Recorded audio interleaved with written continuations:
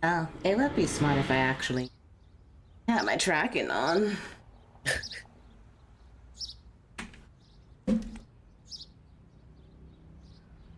That'd be kind of smart, but you know, that's just me.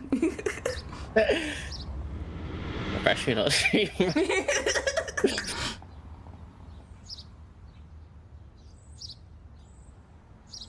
Okay, it's a quick fix. There we go.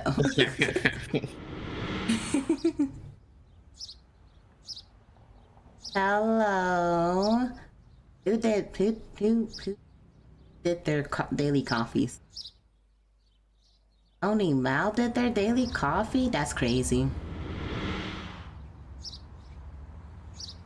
Also, Crips, thank you for the 500 channel points towards the new toward the new lore unlock. Yes, there is a new person. Welcome everyone to Coffee Dates with Tyria. I don't know what episode we're on. We're just here. I'm here with Rektro Jem. Did you want to introduce yourself? Hello. I'm Rektro Jem. I'm a variety streamer. I like playing like all types of games. There's like, well, I used to play fighting games, but I suck at that. I used to play, I play rhythm games. I do play Overwatch and Marvel Rivals, so that's, you know, I wouldn't say I'm the best, but I do play those as well. But I'm like all around. I like playing more like indie or like older games because I mean, like I think playing newer ones are fun. Like I want to play the new Resident Evil game. Like I feel like everybody and their moms are playing it right now because it's like the hot thing. Oh yeah. But Been yeah, watching everyone lust over. I've been seeing everyone lust over Leon. I'm not joking. I was like my college friends, they don't even like play games like that, and they're like, ah yes, I love Leon. It was like they're like I was like, I think Leon is like the only character that can make like gay women feel like him for some reason. I feel like it's that and like maybe that Chris guy. Oh, Chris? Old Chris or new Chris? See, I don't know what's the difference between old Chris and new Chris because I'm not that heavy. Oh, okay. I'm not that heavy in like the Resident Evil lore. Yeah. That's fair. That's fair. But I just think it's like funny. And then I was like, if you wanna get into Resident Evil, all you have to do, if you wanna just watch like playthrough just Leon. We got tomatoes thrown at us. Wow, I can't believe this. I haven't done my bad takes yet. You can't do that yet. But I was like trying to tell him, like, if you want to play through Leon's stuff, you just have to play Resident Evil 2, Resident Evil 4, and then Resident Evil 9. Don't play 6. That one sucks. 100%. That is like the worst Resident Evil game. Okay, what was 6? I actually don't remember. That was the one where there was like 3 campaigns and it was co-op and it was like super duper like action packed. Like it wasn't even like a survivor game. It was just like get from one point A point B and there's just like everything happening, explosions everywhere. It was just the most like too much happening. It's too extra. Yeah. And I was like, this isn't what Resident Evil's about. What are we doing? But yeah, it was kind of just funny how like everybody universally was like Leon, and then it's like he's like super buff. Everybody's like, oh yeah, like I seen people like lust over him opening a goddamn closet for crowbar. I'm like, God, that's all it takes. And then like people have modded him where like he's like he has like the most like outrageous outfits. I'm not surprised. And then like he probably has like the biggest titties. Yeah. People do the same with like Marvel Rivals. I've seen those. Yeah. I think like I've seen him like wear like a thong and like he has like and then he's like wearing like a crop top. Like they go super hard I think with with Leon. the last Resident Evil with Leon, like the remake, they made him have like a bunny suit on. Oh, I I like that the internet's like unanimously is like yes, Leon is that guy who like even if you're gay like lesbian we will still like it. It doesn't matter. He's for all genders. That's fair. That's fair. I mean, he is Leon. That's fair. But yeah, I like playing like all types of games. It's just like right now, like my computer's old. It's kind of struggling, but it's still chugging along. And then because of the stupid stuff happening with like AI, it's just like all like if you try to upgrade right now, it's kind of cooked. Oh yeah. I know that like there's a lot of stuff that's like pretty expensive right now when it comes to like getting parts for stuff. My friend was trying to upgrade. Well, he is upgrading his PC, and I was like, "Oh, you want to upgrade your PC? I just want to let you know, like, if you want to get stuff that's gonna be like lasting you for like actual years, just wait, cause or like you're about to be so cooked, cause like Oh yeah, because I know like the prices have gone up, like skyrocketed because of all the AI. Yeah, DDR5 RAM is like $700. Jesus, I'm glad I built my computer like while I could. It's not even like the GPU, it's just RAM, and it's already like $700. I was like, yeah, have fun with that. Oh my god. I'm sorry for you. Oh yeah, Crips, I was adding a minimal chat so that we don't have to have like my multi-chat thingy in the way of everything else. That was the reason why you saw that. I apologize. But yeah, I've never played Resident Evil myself. I can't, what was it? I think it was 8, but it was really only because of like that one lady, that Lady Demetrius. Yeah, Lady Demetrius. Yeah, literally the only reason. I like the first cat. The first castle is pretty fun. I think. Yeah, and then they like made her out to be like the main villain. But she wasn't. Yeah, that's what I thought. And then like we played through the game, I was like, okay, it's not. I like if you just saw the trailer, you'd be like they put a lot of marketing with that first one, but I mean it makes sense. It makes sense. It made sense. There were so many cosplayers like dressing up as her. Yeah. And they were all so good. Capcom knows how to make women. Capcom knows how to make people like to buy their games. You know what? That's so fair. When they try oh, at shit. least. Dropped my phone. Did you knock over, son? Oh. Was trying to fix something and I dropped my phone from the holder.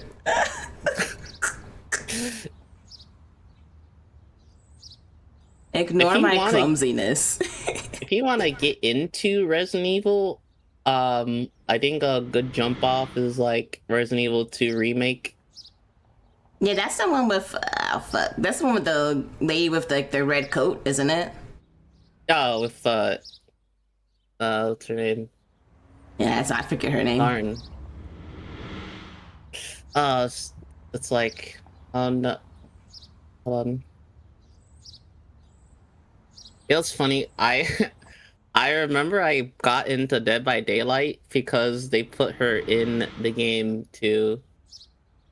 Yeah, because I don't know if Resident Evil 2 is with like Jill Valentine or that lady with the red coat. I can't remember. It's with Leon and what's Chris's sister name? I forgot. It's been a while. How long has that remake been out for? I think it's close to a decade. Ada, there you go. Ada. Oh, Ada? I thought there was another white lady. Oh, you're thinking of Claire. Is Claire like the president's daughter? Oh no, no, that's 4. That's 4. Okay, yeah, then Claire. Yeah, that's who I'm talking about. Claire's the second playable character, and then the first one is Leon. Yeah, that's what I was talking about. I was talking about Ada. I know who Ada is. Yeah. It was Claire. It was Claire who I didn't know. Yeah.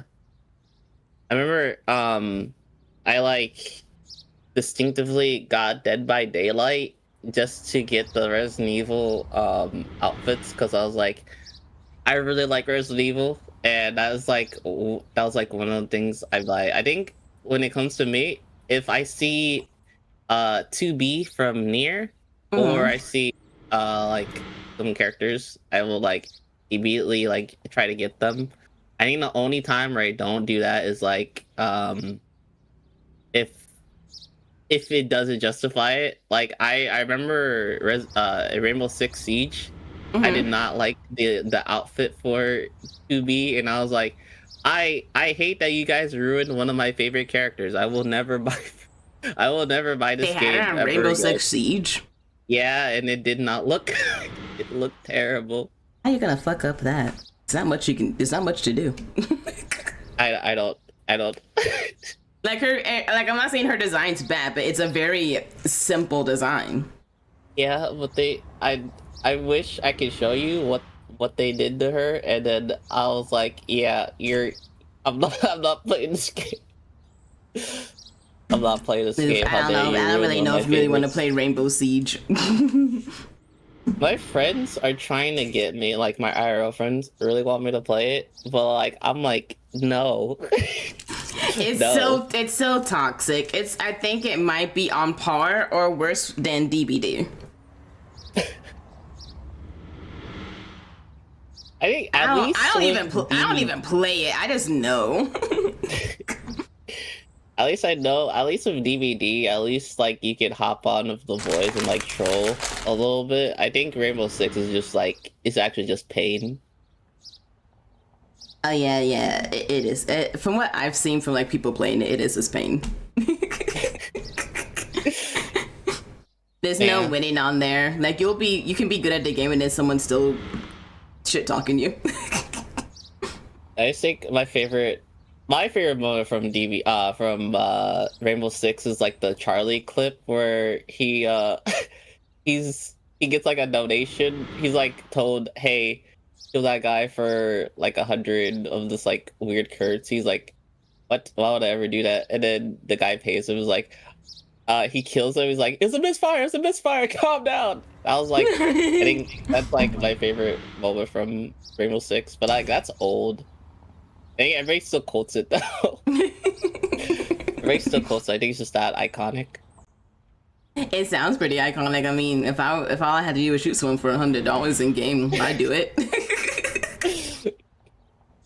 Yeah, it's okay. And then I play like other games. I think probably I just like playing more indie games or like old games, just due to the fact that like one, probably my computer can handle it, and then two, you never know what kind of memes you could like find or like see over and over again. So like it's kind of fun to look at that, because like when it comes to like AAA, they do tend to follow like a certain safetyness or like explore a lot of cool stuff.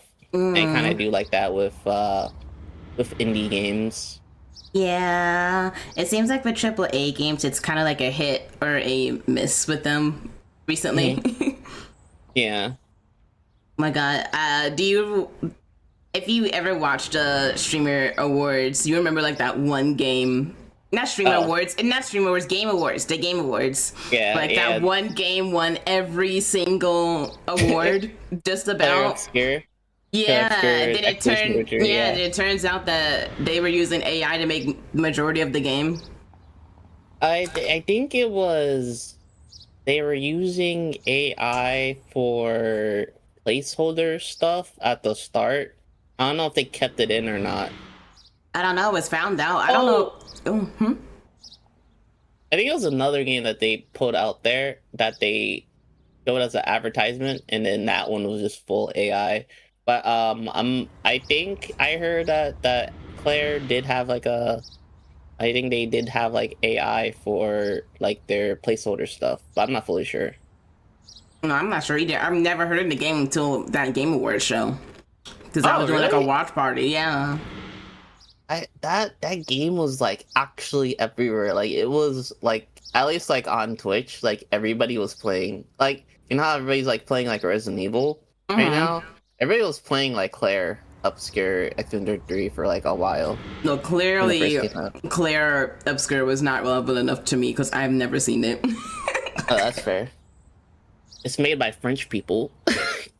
Oh my god, yeah, they were all wearing like fucking um striped shirts Yeah. and it's called a bidet, isn't it? Or no, wait, a brunette? No, it's not a brunette.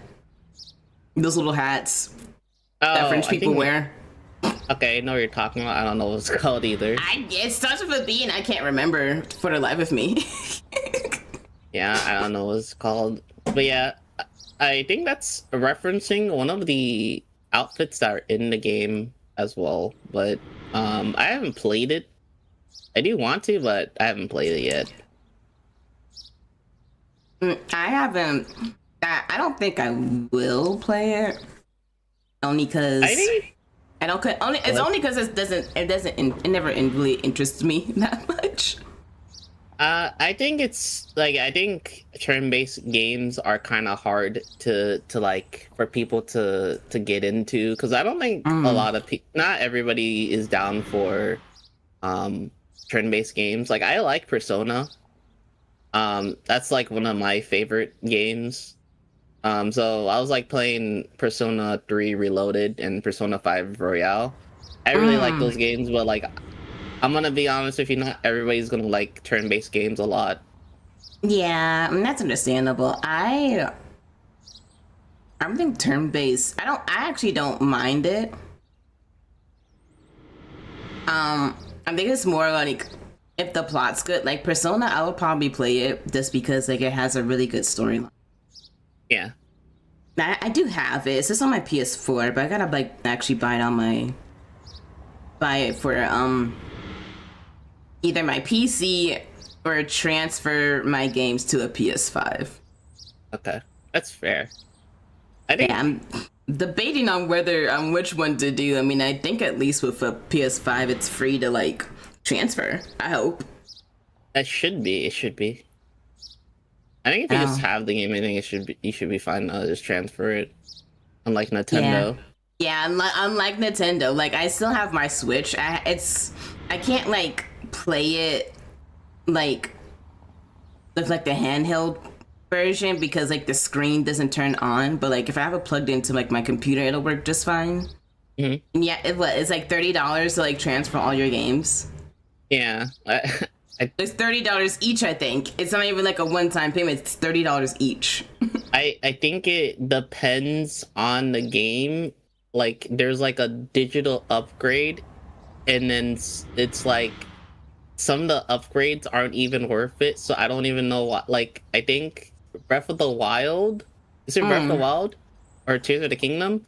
All it did was you pay like an extra like $20, and all you get is like a mobile app that's like Google Maps but for the game. That's all they did. What? I don't I, I don't know what Nintendo's is on about, but apparently that counts as an upgrade. And I'm like, are you guys serious? I don't know why they did that. I think the other one that like made me confused was one of the Pokemon games. One of the upgrades was just it runs better and it doesn't crash. What do you mean? That's supposed to be something that's just already implemented into the game. So why do you have to pay extra for that? I wish I could tell you, but they literally just said it runs better, and I was like, bro, that should already be included, but apparently you have to pay like extra for that, and I'm like, that you guys are so greedy. It's actually fucking stupid, but okay. That's Like, actually so dumb. I beat Scarlet and Violet like 2 times before. That will probably be like my last Pokemon game that I'm gonna play for. But I beat Scarlet and Violet. The second time I beat it, one of my friends was like, "Hey, do you have this Pokemon?" I was like, "Nah, I traded it away already." Like, you traded it away? I'm like, "Yeah. Why would I not?" It's like, "Well, can you?" It was like, "Well, dang it." I was like, because apparently everybody and their mom got Violet, and I was the only one who got Scarlet. And I'm like, "Do you need it?" And he's like, "Yeah, I'm trying to complete the Pokédex." And he's like, "I mean, I could beat the game." He's like, "Go ahead." I was like, "Yeah, I can get to you tomorrow." Like, tomorrow? Like, yeah, it's not that hard. And I was like spending. So what I did was like I transferred. I had like 2 accounts. I transferred um a strong Pokemon from my old account to the new playthrough, and I was just destroying everything, and then I would like send him updates the next day. I was like, "Yeah, I'm ready. Like, I already beat all the gyms." He's like, "What?" It was like, "Yeah, I'm like practically halfway done." And then like a few hours later, I was like, "Yeah, I'm at the end credit scene. Oh my god. So I should be able, I should be able to give you this thing." Like, there's no way, Jeff, you did it in like what? I mean, I'm telling you, I'm showing you pictures. I'm almost there. He's like, "You did it in one day." I was like, "Yeah, I told you it wasn't gonna be hard." I don't know why you doubted me. He underestimated your power. Absolutely. When I lock in, I lock in, and that is one of those things that is like, yeah, I could probably do it. Fuck, I never actually I think the only game that I've actually like, finished is like Demon Slayer, like the fighting game. But now they have updates to like the most recent chapters, so now I gotta like fucking get back on that at some point and then finish those. I'm only good at story mode though, because if I actually play against people who are good, I'm terrible. Oh, I've seen like people who like play that game like professionally, like for tournaments. Oh my god, the movement and like the combos they do is like so wild. They do I like this thing where know. like they like dash forward slash like block in case you like try to like do some like attack. So it's really just like stutter stepping while also blocking, and it's like, what are they doing? Yeah, I think I tried to play against like one person. I lost terribly, but I was also just only playing the story mode. I've never actually played against anyone like online. Yeah, it like if you ever see like tournaments of like the Demon Slayer game, it's like do you know it's like that Dragon Ball scene where Krillin and Gohan are like talking about, "Oh, do you see that?" It's like, "What are you talking about?" It's like they're moving and you can't, and normal humans can't see it. It's like it's like, what? Like, it's like that crazy. It's like I don't even know what they're doing. Yeah, I don't think I've ever seen like a tournament on where they're like doing like Dragon Ball, but like I think I do know the scene you're talking about though. Yeah. I used to play a lot of Super Smash Brothers for 4 and Ultimate, but I think my skills in that have gone drastically bad. I've never played Smash Bros because I never had friends on Nintendo. Oh. Oh. Yeah, you can't. I don't think there's an online mode as far as I'm aware. Or is there? There is But they get to you pay mean, for it like, though. yeah, pretty much, yeah. I see. It's I haven't I like mostly just do bothered to it pay for for like it. a party game. I mostly just do it for like a party game. So I have not paid for my Switch Online for like a while now. Actually, I think I have. Actually, it's because I forgot to turn off the payment one time. So like they kept taking money from me, and I didn't know. I paid for like the yearly thing, so like I wouldn't have to barter with it for like a year, and it wasn't that Mhm. much. So I'm like, oh, this is actually pretty nice. Because I hate doing like monthly payment sort of stuff. Yeah, it's just I'm not even joking. I can go like months without playing on my Switch, so I don't see like an actual reason to pay for it To do online until so. I need to. Yeah. Yeah, that's understandable. I stopped paying for it because I just stopped playing on my Switch after a while because I didn't see the Mm, point. Even if I did was doing yearly, like I think the yeah. last time I gotten on my Switch was like, oh god, it was last year, sometime last year, and it was because I was playing Mario Kart with other people, but like the Hmm. servers were so laggy, so bad. It was so I bad. I think the reason why is because the Nintendo Switch. I think if you don't have the OLED, I think it's just Wi-Fi, and most people don't hook up their Switch to like directly like their LAN. So it's Hmm. just Wi-Fi, and a lot of people have bad Wi-Fi. So it's kind of just like that's the reason why like online on the Smash Ultimate was so bad because like it's peer to peer. So like if somebody has like bad connection, you're both having bad connection, and it's like nobody is wired, and it's like, well, that's not this is not gonna be fun. Yeah, I don't know whether I was the one with the bad connection or was it someone else. I mean, It's I have my probably computer connected to Ethernet, but like that's not the nah. It's same. probably even if it wasn't you, it goes off like the worst person, like the person with the worst connections. Like it's not really a you thing. Oh, that's actually so annoying. Yeah. Yeah. Yeah. Oh, but let's. I actually wanted to ask you some questions. We started Okay. rambling. Okay. So, let's start from the beginning. What inspired you to start streaming in the first place? Start. So I used to. So I watched a lot of VTubers back in like 2020. Well, Mm, actually, I started like there was a lot of VTubers that just started up in 2020. I was like, because oh, of that looks COVID. really cool. Yeah, yeah. But like VTubing was not like big how it is now. Mm, Um, but I think like Hololive really did Hololive EN specifically did a thing on the Western that like made everybody start watching VTubers. And that's mm. like where the bubble like started.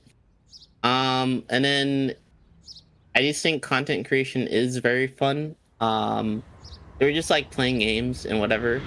So I would say like probably started with that. I have been watching like YouTubers and VTubers and Twitch people for like quite some time. But Mm. yeah, I would say probably during 2020. Oh yeah, I started much later. I think I started in 2023, Hmm. and I This is had a big. taken yeah, I had taken a break because of personal matters. But then I started back in 2024. I wanted to start. Well, I'm pretty much on and off. I think I wanted to start it earlier, but um, being in the military was like very like it was like hard for me to do that because I was like because there'll just be like days where I just can't do it or like Mm. it's annoying having a roommate or whatever. So it was just like yeah, I don't know if I could do this right now. So that's why I started up this year or like started going more into it this year slash last year.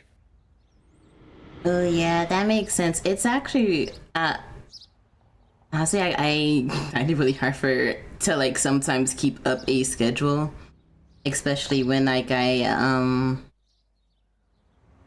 especially when I have like a full time job that I have to work. Yeah. Yeah, I kind of like. I used to try to do like 5 days out of the week, but in all honesty, I couldn't keep up with it, so I just cut it down to 3. And I'm at least able to like keep up with my keep up with that schedule pretty easily. Hmm. I was trying to stream more, but like when I had like my part-time job, it was so annoying. It was like I would try because like I'm also a full-time student, and you it's either I have to study for something or I have to do homework, and there's Oh my really god. not time to like try to stream. So I was like, I don't know if I could do that. But now that I don't have the part-time job, I will probably be streaming far more after I'm done studying, because there's really Mm, just no point in like doing a part-time job. yeah, I mean, you could do co-working while you study. I've seen a lot of people do that to at least Uh-huh. get a stream in. Co-working. Oh, okay. I'll look into it. Yeah, I don't. You don't really. I think sometimes people will have like this little. I forget what it's called. It's some sort of like to-do list like on their screen on like Twitch or YouTube, and you can like have you don't have to like have anything up, just like have your stream category as like co-working, and people love sitting in and then just like chilling around asking you questions and stuff I while might you do like do that for your like homework. I might do that for when I'm editing a video. Then I might just do that. Yeah, I've seen people like tune in and like actually like it. I wanted to do it, but like I always I always decide to just not stream at all whenever I have to get like commissions done. Oh, okay. Makes sense. Yeah. But do you like remember your first ever stream that you did? First ever stream. Uh, uh, I think I probably do. I think I was just playing some random game. I don't fully remember. I do remember like years back I did like a fighting game with my friend, and we were doing like a drinking game, Oh. and it was like, oh yeah, let me every time I lose I'll take one shot, and it was it was not, I would not suggest that one. That one was pretty bad. Oh no. I've never done a drinking game. I think the one time I did get invited to do like a drinking game, I missed it because like I was too busy cooking. Mm, that's fair. Yeah, and I never bothered to like stream it. But I still drink though. Just hang out. Just hang That's out fair, that's after fair. the collab was done. But what made you decide to like keep going with content creation?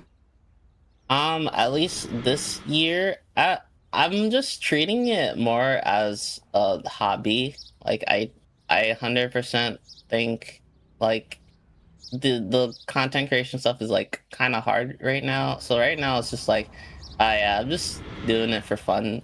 Hmm. Um, I do have one person who like continuously like keeps joining the stream, and that one is probably why I keep going, because it's like I probably could have ended it, but I don't know, it's just like I just like playing games and showing it off.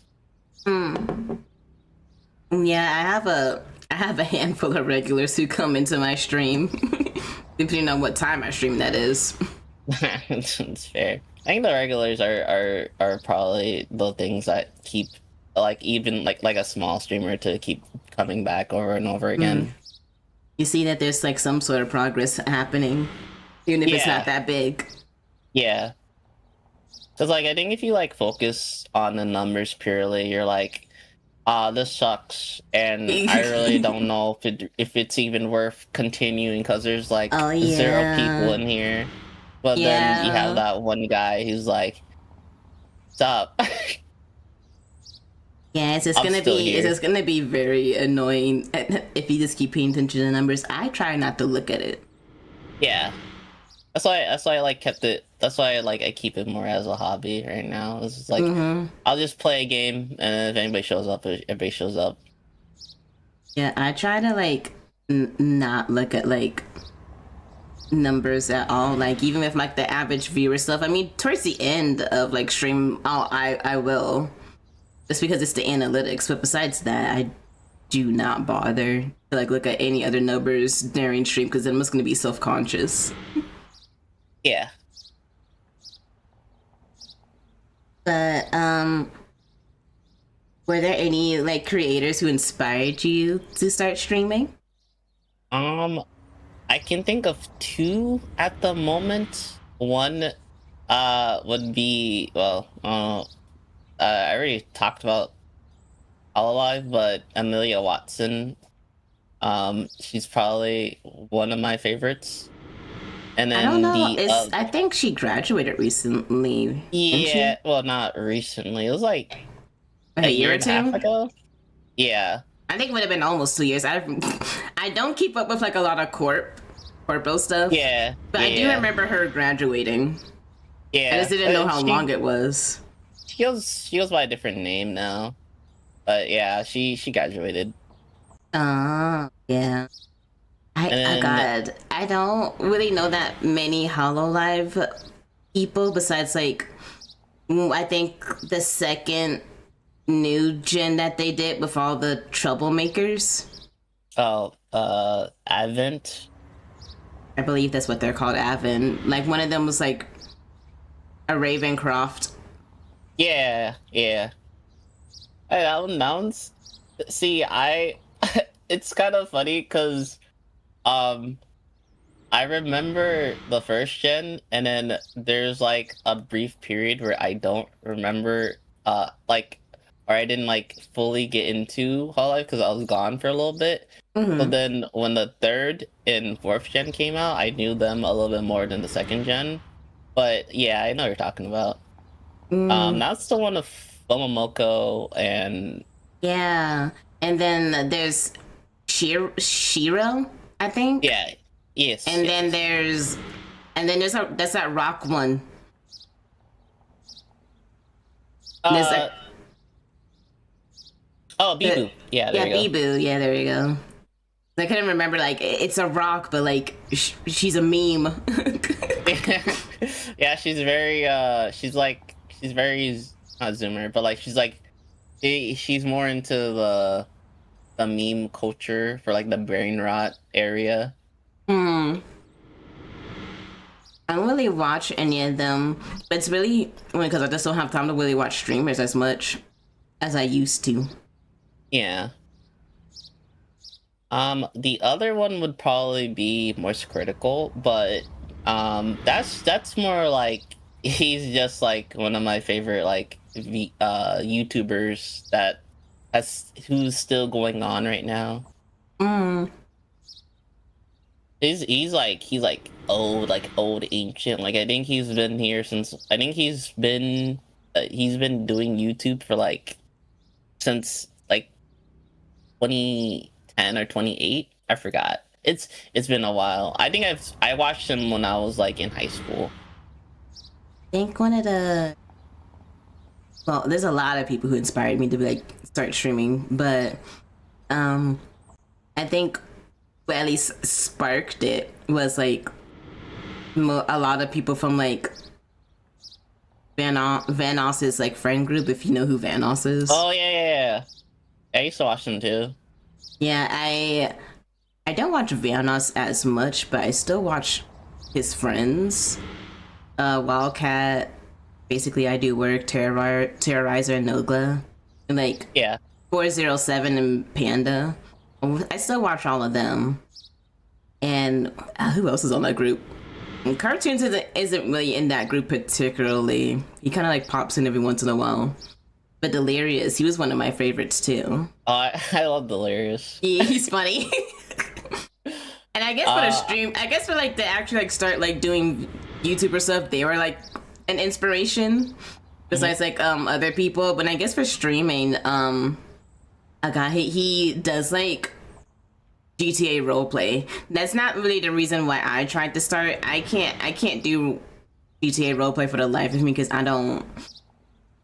They take it like it's too seriously, and I'm too new to roleplay. So I'm like, unless someone's gonna hold my hand and like help me understand, I'm not. I don't think I'll touch it because it's really toxic. But That's fair.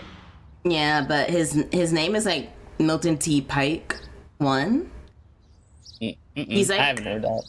I think if you know GTA roleplay, I think that's really the only way you'll know him. But when he role plays, it is fucking hilarious every time. He'll play different characters, and it's always something new. It's him, and then like his brother. I think his brother is Tech Smith. He doesn't do roleplay, but he's a pretty chill guy to like sit around and like watch his stuff in the morning. And I he does it. remember, I remember like when GTA roleplay was like super big, and I was watching like Uber Haxer Nova. I don't know if you know who that is, but I don't know that many like GTA role players because I watch from like a Pacific GTA RP server. A lot of creators in it, so probably not. yeah, I remember when the GTA crave was like GTA RP was like a really big thing. It kind of got me to. I bought GTA. It's on my computer. I have never opened it a single time. Like it is there. I just have, and I was like, oh, the RP looks very fun. Maybe I'll try it. And then I like haven't played it ever. So I haven't even played like the main campaign. I know of it. I just haven't played it myself personally. Yeah, we're still waiting for GTA 6. So much stuff has happened. I know, it just And keeps getting GTA delayed. 6. I think something else was announced before fucking GTA 6. But I think the Wolverine game was announced before the GTA 6 ever is. There's so many games that just like the fact that Silk Song came out before GTA 6 is so funny. I just can't believe it. I think Insomniac's like Wolverine game is getting announced for later this year. It's not later this year, it's gonna be next year. I wouldn't be surprised if GTA 6 is still not out. I think a Lara Croft remake got announced before fucking GTA 6. Yeah. There's so many things. It's like how's GTA is like, it's because like GTA could like go 10 years without getting an update or like getting a new game and people still buy and play it. Yeah, because they keep adding like DLCs, and I don't think you have to pay extra for them either. Nah, I don't think so. But like it's just kind of funny that it's like they keep adding more and more to like GTA 5. Like I feel like GTA 5 like came out during the Xbox 360 era. I think it did. Like PS3 era, and it still hasn't gotten a new game. Yeah, it's been a while. It's the same as Sims 4 actually. Like that game has been around for a fucking decade, but they keep adding new DLCs. Except with like GTA, you have to pay for the DLCs for Sims 4. Yeah. I think the only other game like franchise that like takes that long to get a new series is probably like Kingdom Hearts. Oh yeah, because I think that has actually been a decade since like the third one. I think so. Actually, no. It's either a decade. It's either a decade or two. It's been a while because like when I heard of Kingdom Hearts 3, I was still in high school. Yeah, I think the gap between 2 and 3 was like actually like 20 years or something like that, which is just absolutely wild. Sweet fucking Jesus. And I don't even think the third one was all that great from what I've heard people say. No, absolutely. The third one didn't even have a Final Fantasy character in it. It didn't, but the first two did. Yes, the first two did. The third one did not. And it's either didn't have a Final Fantasy character or like didn't have a Final Fantasy world. Either way, there was Final Fantasy just like absent from Kingdom Hearts, and people are like, "What the fuck?" Does it play a huge role in it?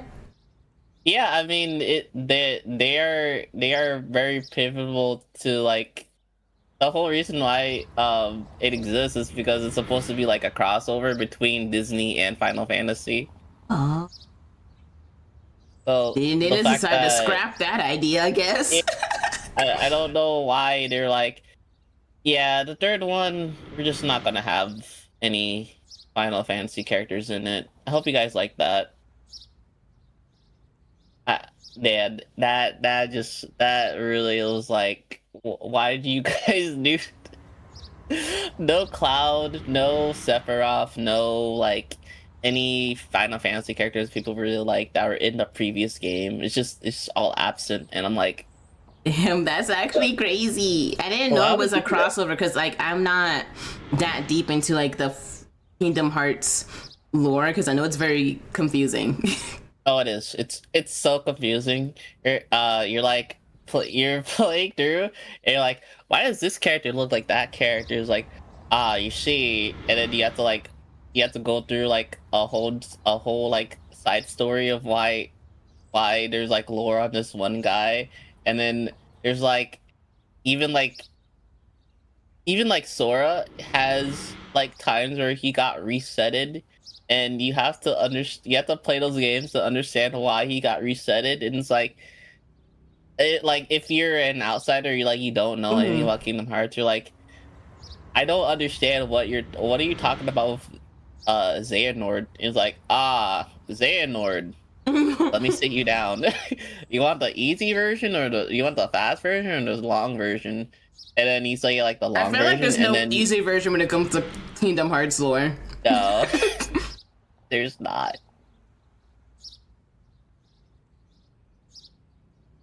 Yeah, like I Yeah, don't. so I think like I honestly I think I've watched a video of someone explain it and I was still confused. Like I understand FNAF lore better than I do Kingdom Hearts lore. I've never touched a single game of FNAF. my gosh. To be fair, for FNAF, if you have to like look for FNAF lore yourself, like through the theories. I like most of the Mm, time for like FNAF is like you do like a mini game or like you do like some like weird secret thing, and then you get the ending, and then the lore mostly comes for like the theorist people who like see like like Matt Pat. there's like there's a weird stain on that guy's shirt or on this shirt. Actually, that stain is an Easter egg to this game, and it's like, how do how did we how do you do that? Like the smallest like detail, and then like they have like a whole theory on it. It's like, what? How did you do that? How do you guys get this theory from like a small print on this like really thing that like shows up for like 5 seconds? Oh my god, yeah, but like I appreciate the people who will like take the time to like go through all of this and then like make it easy to understand. Yeah, absolutely. Unlike Kingdom Hearts, because I feel like you have to play the games in a certain order. If you don't do it in that certain order, it's bad. You won't get it. And like when you do Yeah, have it in that order, it depends on whether you actually get it or not. And I'm like, oh my god, that's too much for my brain. yeah. You have to like if you if you played straight up just Kingdom Hearts 1, 2, and 3, you're cooked. You would not understand anything what happened. You would be like, who is this character? Who's this character? Why is this character important? Why is this character evil? What how did we get from Sora looking like this or like Riku looking like this to Riku looking like that? How did all of this happen? And it's like, did you play the side games? Like blah blah blah, and you're like, no. And it's like, well, you gotta go play Um, all those. yeah.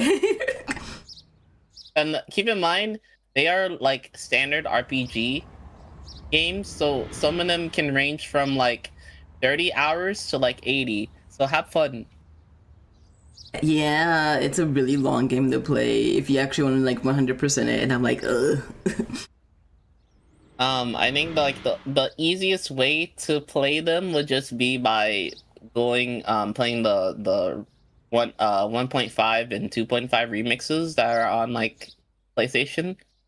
But like again, it would still take a little bit to like go through every single one. Oh my. That's why I've never gotten into um Kingdom Hearts. That's fair.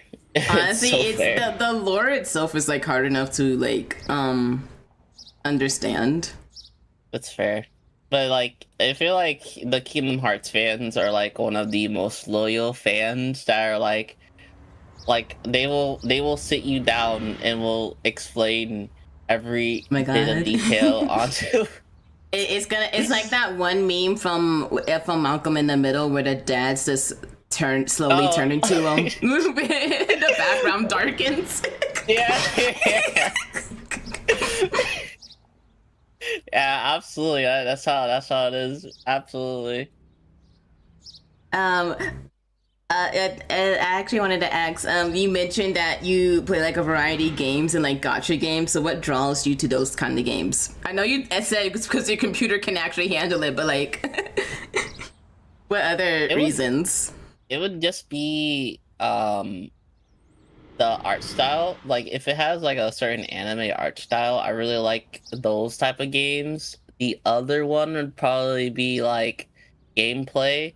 But story, I really like story, but sometimes I'm dyslexic, so like story kind of Mm. like when I have to read and do stuff like that is like that just goes over my head.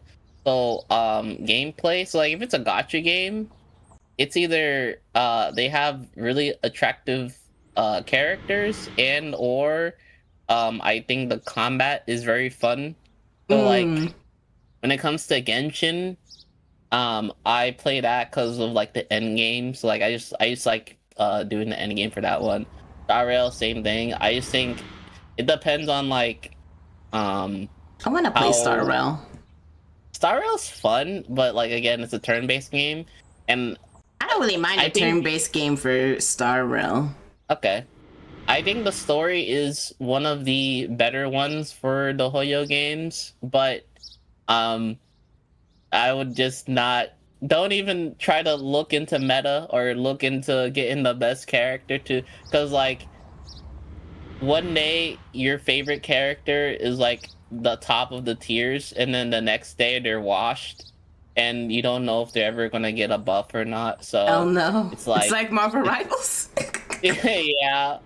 So it's if I were you, just be like, oh yeah, this character looks cool. I want to get them, and then that's it. Don't even look at the Don't at even like look too deep where into tier like list.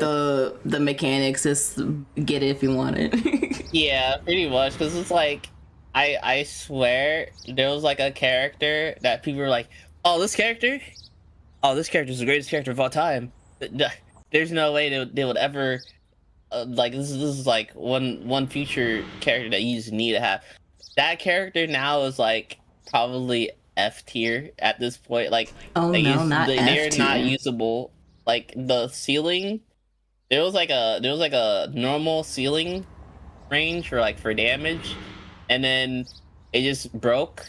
And then they're like, well, shit, what do we do now? And then they're like, well, we just have to raise it up higher, and then they just keep raising it up higher and higher and higher, and then it's like people that would have worked like a year ago are actually just unusable now, and it's like, what are we doing? I mean, that's Oh just gotcha my. games in general, but like in Star Rail, it's just like it's not even fair. And then the other part that I hate the most about Star Rail is they have like a peanut butter um Peanut butter.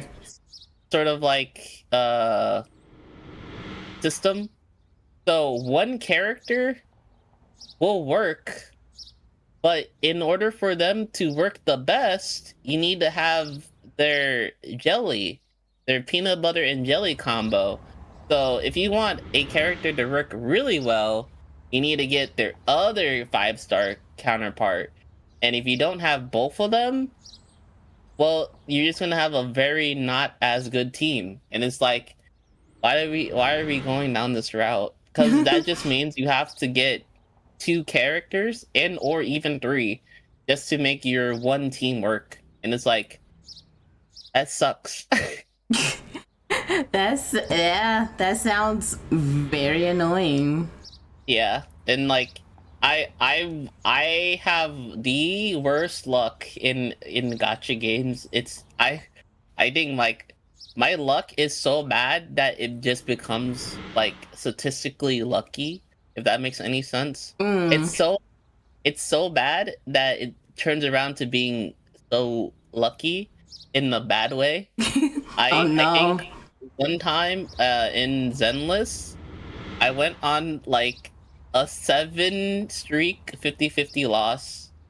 Like I lost 7 50-50s in a row, and I was like, statistically that's like not even possible. I don't even know how it is possible to lose 7 in a row. Seven But I in a somehow row. did. Yes, that's like flipping tails 7 times in a row. Oh my god. Yeah, it was very heartbreaking because I was like, yeah, I'm just never gonna win a 50-50. And I'm like, I think my luck is it's weird. I think my luck goes in the way of like, I have really, really bad luck for like a certain amount of time, and then it like somewhat for some reason like tries to neutralize itself or like find some sort of balance, and then it'll like give me good luck, and then when I'm having too much good luck, it'll go back down. Oh So my god. It's just like you can't win every time, buddy. yeah, it's like I'll give you really good luck, but then I'm just gonna give you really bad luck afterwards. So have fun with that. Oh my god. It sounds very, very annoying. Yeah, it's so bad, so bad. Yeah, so gacha games, I hate them. But I do like the characters, so that's the reason why I play them. It's the reason why you play the game still. Yeah, I think Zenless right now is probably, out of the 3, is probably like my favorite one for like character design. I think all of the character designs in Zenless is like my favorite. I always hear people complain about it being like lunar material, but Yeah, I don't think it's too bad. It could be it's worse. not too bad. I just think they really put in a lot of effort on the jiggle physics for like just like normal, just like, oh, these have Yeah. jiggle physics. I feel like it's for both men and women, so like it's not just. I feel like they're servicing for everyone, so like you can't really say that they're only doing it for the women because they're also doing it for the men as well. There's literally a scene where one of the main characters is like running, and as they run, they bump into Oh yeah, the it's chest that big wolf guy. Yeah, and like his man testicles bounce. Oh yeah, then they had like that one little animated thing of him like cooking, and it looked like he was like doing some naughty stuff on the side. But he was just making some fucking noodles. Yeah. But he seems to be like a very good dad / guardian, because I'm not really sure if those are his like biological kids. I think they're I think it's like a big sibling to them. Oh, so he's like an older brother. Yeah, it's like an older brother. Okay, yeah, because I didn't watch the full like animation short for that. I only watched what TikTok would show me. Yeah, that's fair. But I think if you only like was like looking at just the Gunnar stuff, I don't think you would understand like the full like thing for Rail or ZZZ. Like there's a pretty deep story. I just think people just see like the characters and they're like, oh, Gunnar game. But no, it's pretty deep. It goes pretty deep actually.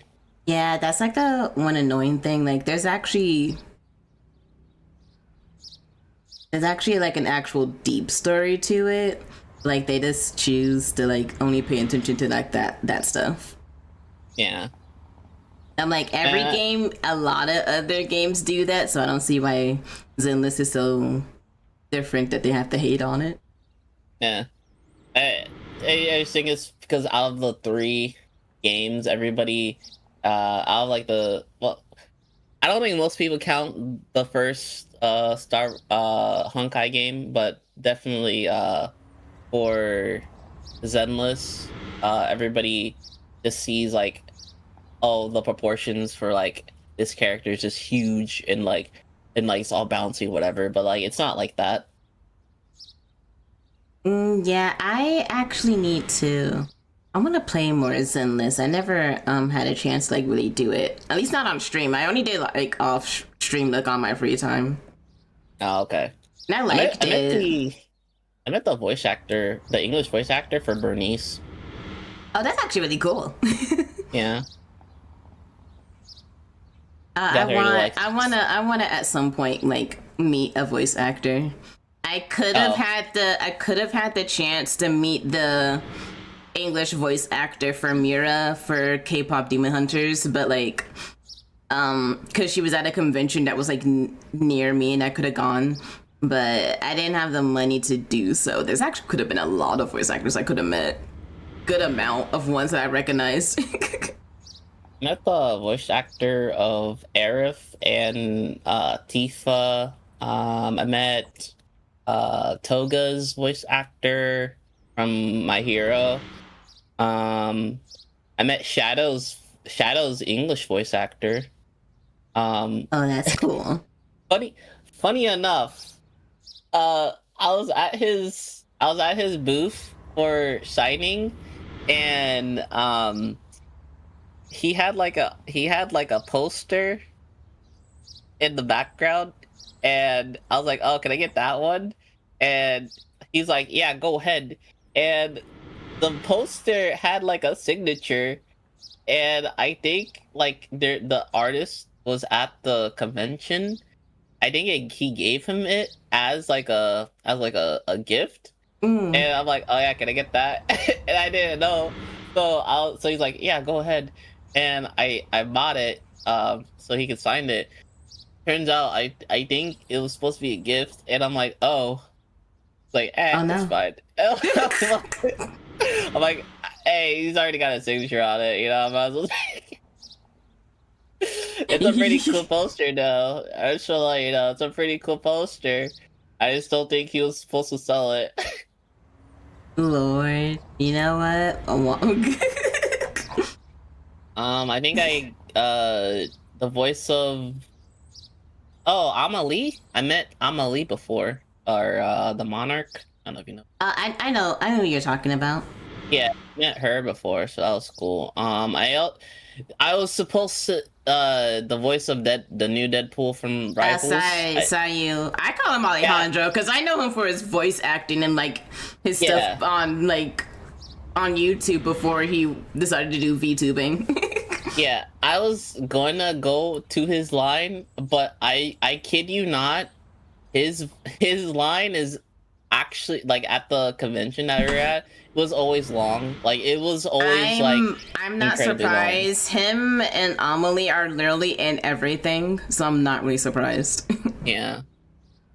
Surprisingly enough, I think Amelie's line was always shorter than his. Like his is always packed, and I was like, I feel is like it worth? he has a probably a bigger audience because he's I swear to God he's quite literally in everything. Yeah, he probably is. That's probably why. But yeah, I was like, I don't know if it's worth going over there because it's a long line. But yeah, Yeah, then like it wouldn't be surprising if like by the time you got up there like I'm sorry it's closed. yeah. I think the only like time where like I stayed that long in a long line was when I went to meet Steve Blum. That was T cool. Blum? Steve Blum. He's like Steve Blum. uh yeah, he voiced like Wolverine, Oh, Spike from from Cowboy Cowboy Bebop. Bebop. Yeah, yeah. He's done a lot of stuff, so I gotta meet him too. See, See, I'll probably recognize his voice, but I never knew his name. That's like my problem with like voice actors and like just normal actors in general. I'll recognize their face or like voices. The second you try to tell me their name, I'm like, I don't know who that is. Oh yeah, definitely. I was playing a game last night, and the Japanese voice actor for Dio was there, and I'm like, why does this guy sound like Dio? So then, like, after the stream, I went and I searched up who the casting girl. Like, oh, it was Dio. I was right. I was like, yeah, he has like a distinct voice. I was like, yeah, that sounds like Dio. Oh my god, I remember like one time I was like getting into My Hero, and I think I was on like either the second or the third season, and I was listening. It's that detective guy, like a side character, the cop slash detective guy, and I was in like my class in college, like doing an art project while like listening to My Hero, and then I just listened to the cop's voice, and I'm like, this sounds like Alejandro. I had to stop what I was doing because I'm like, it's gonna bug me if I don't know who this is, and it turns out it was, and I'm like, oh. Yeah. It's like he started talking, I recognized it like almost immediately. Yeah. I think he voices a character in Star Rail as well. He does. I think he's a side character. No. I think he's an NPC. He's an NPC, not a side character. For Star. I don't know. Yeah, for Sayu. No, he plays a main character. Or not main, a playable character. I think he also voices an NPC as well. Okay, he might voice an NPC, but I know for a fact he voices Genuine. I don't know all the mirror guy. Maybe I do know who that is if I actually look up a picture of him. I don't know all the characters, not by heart, because I don't play the game.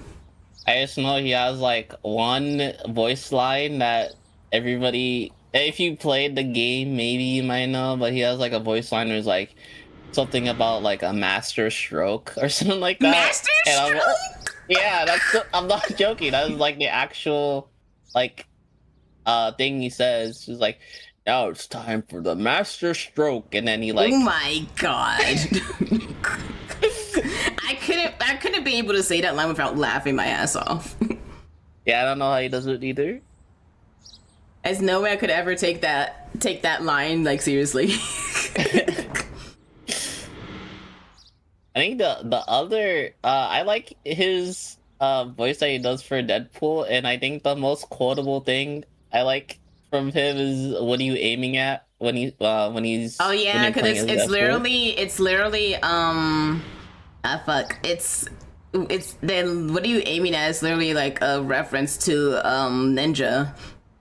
Oh yeah, you're right. Yeah, I don't know what game Ninja was playing, but like that, it was a reference to that. I think most of the lines that he has on there is just him just bullshitting. Yeah, pretty much. He just says like random stuff, like he's just like, yeah, this would be funny to say, and then the rival team was like, that was a good one. Approved. Hello, Dan. How are you? Hope you're doing well. I think. Oh shit! I like when he's like talking to Galacta. Yeah, they have like so much. They have like banter over each other. I know, and I love the one where like I think he mispronounces like her name, and then she says, "No, it's not Galactica. It's Galactica. It's Galactus, daughter of Galacta. You idiot!" Yeah. I think that is like she sounded so pissed off. I'm like, how dare you pronounce my name wrong? It's probably how like people keep online, like people keep pronouncing it wrong. And so like Deadpool's like supposed to be like the fan base, and she's like, no, you're saying it wrong, idiot. The person who voices like Galacta is Morgana in Persona 5. Oh, dang. I have. Yeah, there's like I think no, I'm sorry. I think there might be someone else from the voice cast who might be also in Persona, but I can't remember off the top of my head. I can't remember either. There's a lot of good voice actors on there. Like the person who voices Rocket voiced Deadpool in like one of his video games. Oh, okay. Yeah, I don't think I've gone too far into being who voices who. Speaking of Morgana, I remember I got I was at Anime Expo one year, and they were selling these like metal cards, like these metal like Persona cards, and I bought them both for like I think like $80 or something like that, and they had like if you like spent like a certain amount of money, you get a free one. One of like that's nice. I kid you not. I never buy from eBay because those exact cards, I swear, they're selling each card for like $40 or $80 each. And the thing eBay? I got, yeah, and I got like a bundle, and the bundle was like $80. So they're like super high upcharging these like metal cards, and I'm like, what the hell? Who's paying that much money for this? I think someone might be. Yeah, maybe somebody, but like it was wild. One day if I can get like the voice, if I ever like end up in a convention where the voice actor is there, I want to get them to sign the cards. I want to go to an anime convention so badly. So maybe someday I will. I usually just go to two. I go to Anime Expo in July, and then there's like a Florida one in like December that I usually go to. I might try to do Anime Expo, not this year obviously, but maybe next year. I know there's a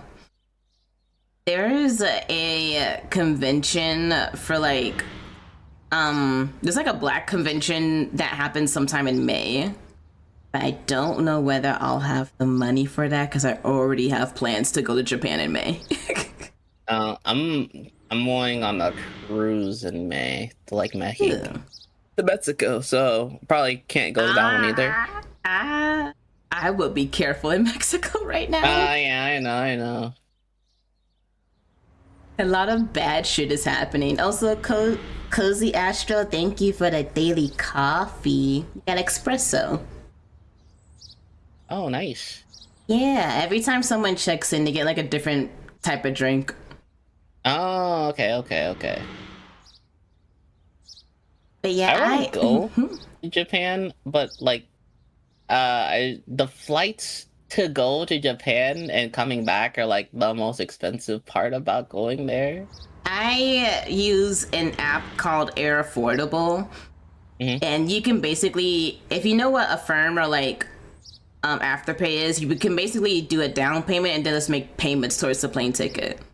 Oh, that's what I use to at least help me with my payments, because paying it all in one, I can't always do that. Yeah. That's what were you about to say? What was I gonna say?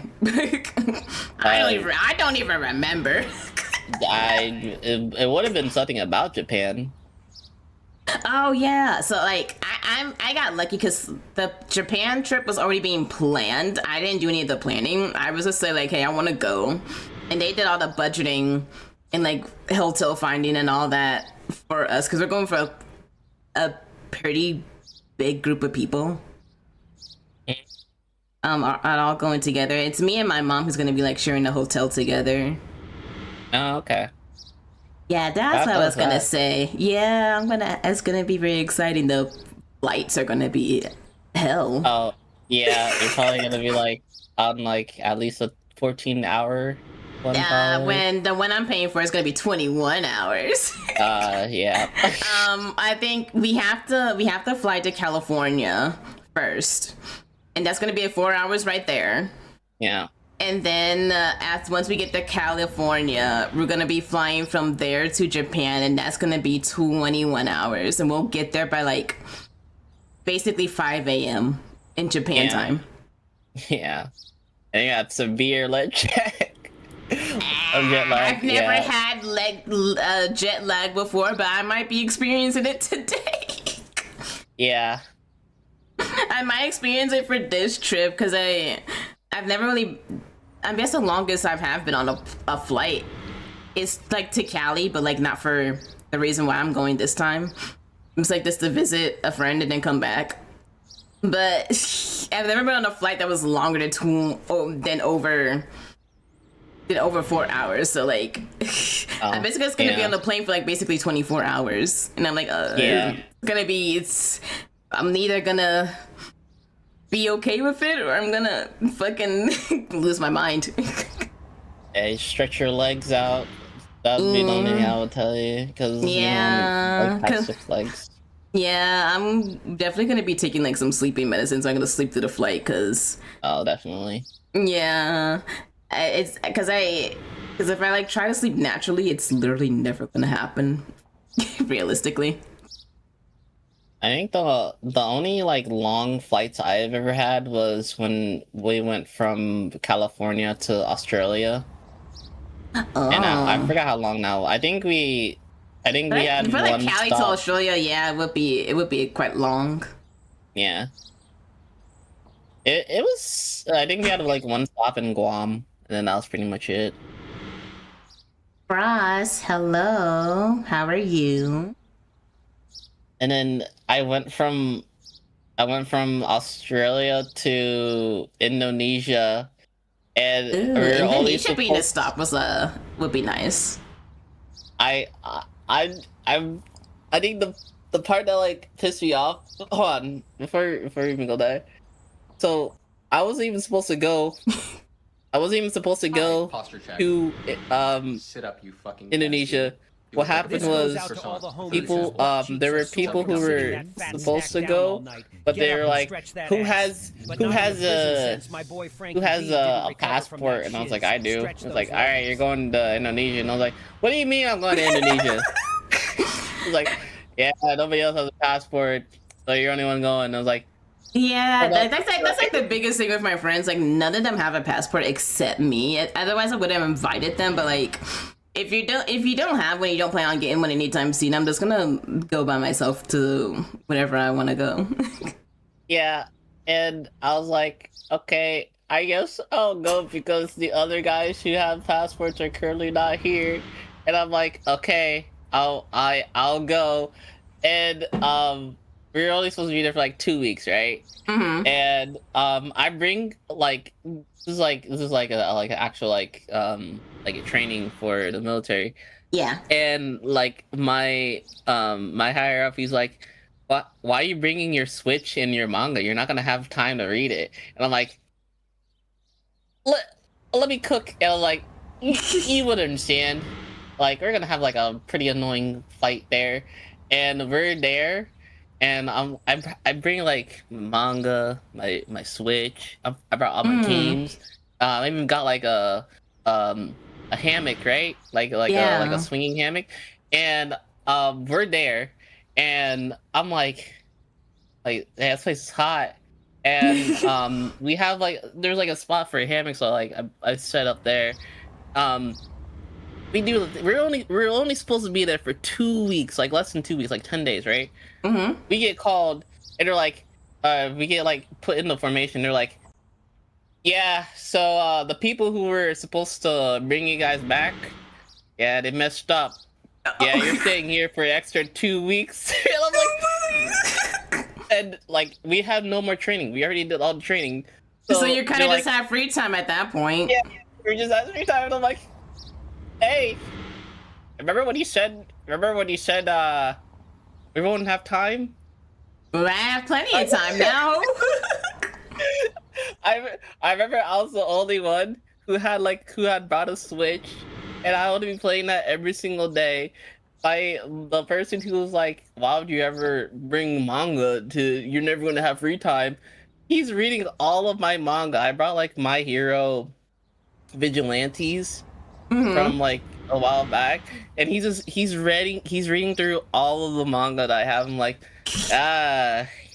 look who prepared for boredom. Well, look who wasn't prepared. Yeah, and he would be like, they would like, my friends and I would take time on like the hammock. I didn't even use the hammock that much. They like set up an area for it. I never even used it that much. And I'm like, it's crazy how I was the one who was more prepared for this, and yeah, I was the one who was the idiot. And crazy how that works. Oh my god, that's actually hilarious. I am debating on what I should bring to Tokyo with me because, like, we have basically every single day planned out except like one because it's gonna be a free day. Like, we're gonna be doing a lot of stuff, and I have no idea whether I should be like bringing like a ton of my electronics to like use for like downtime or not.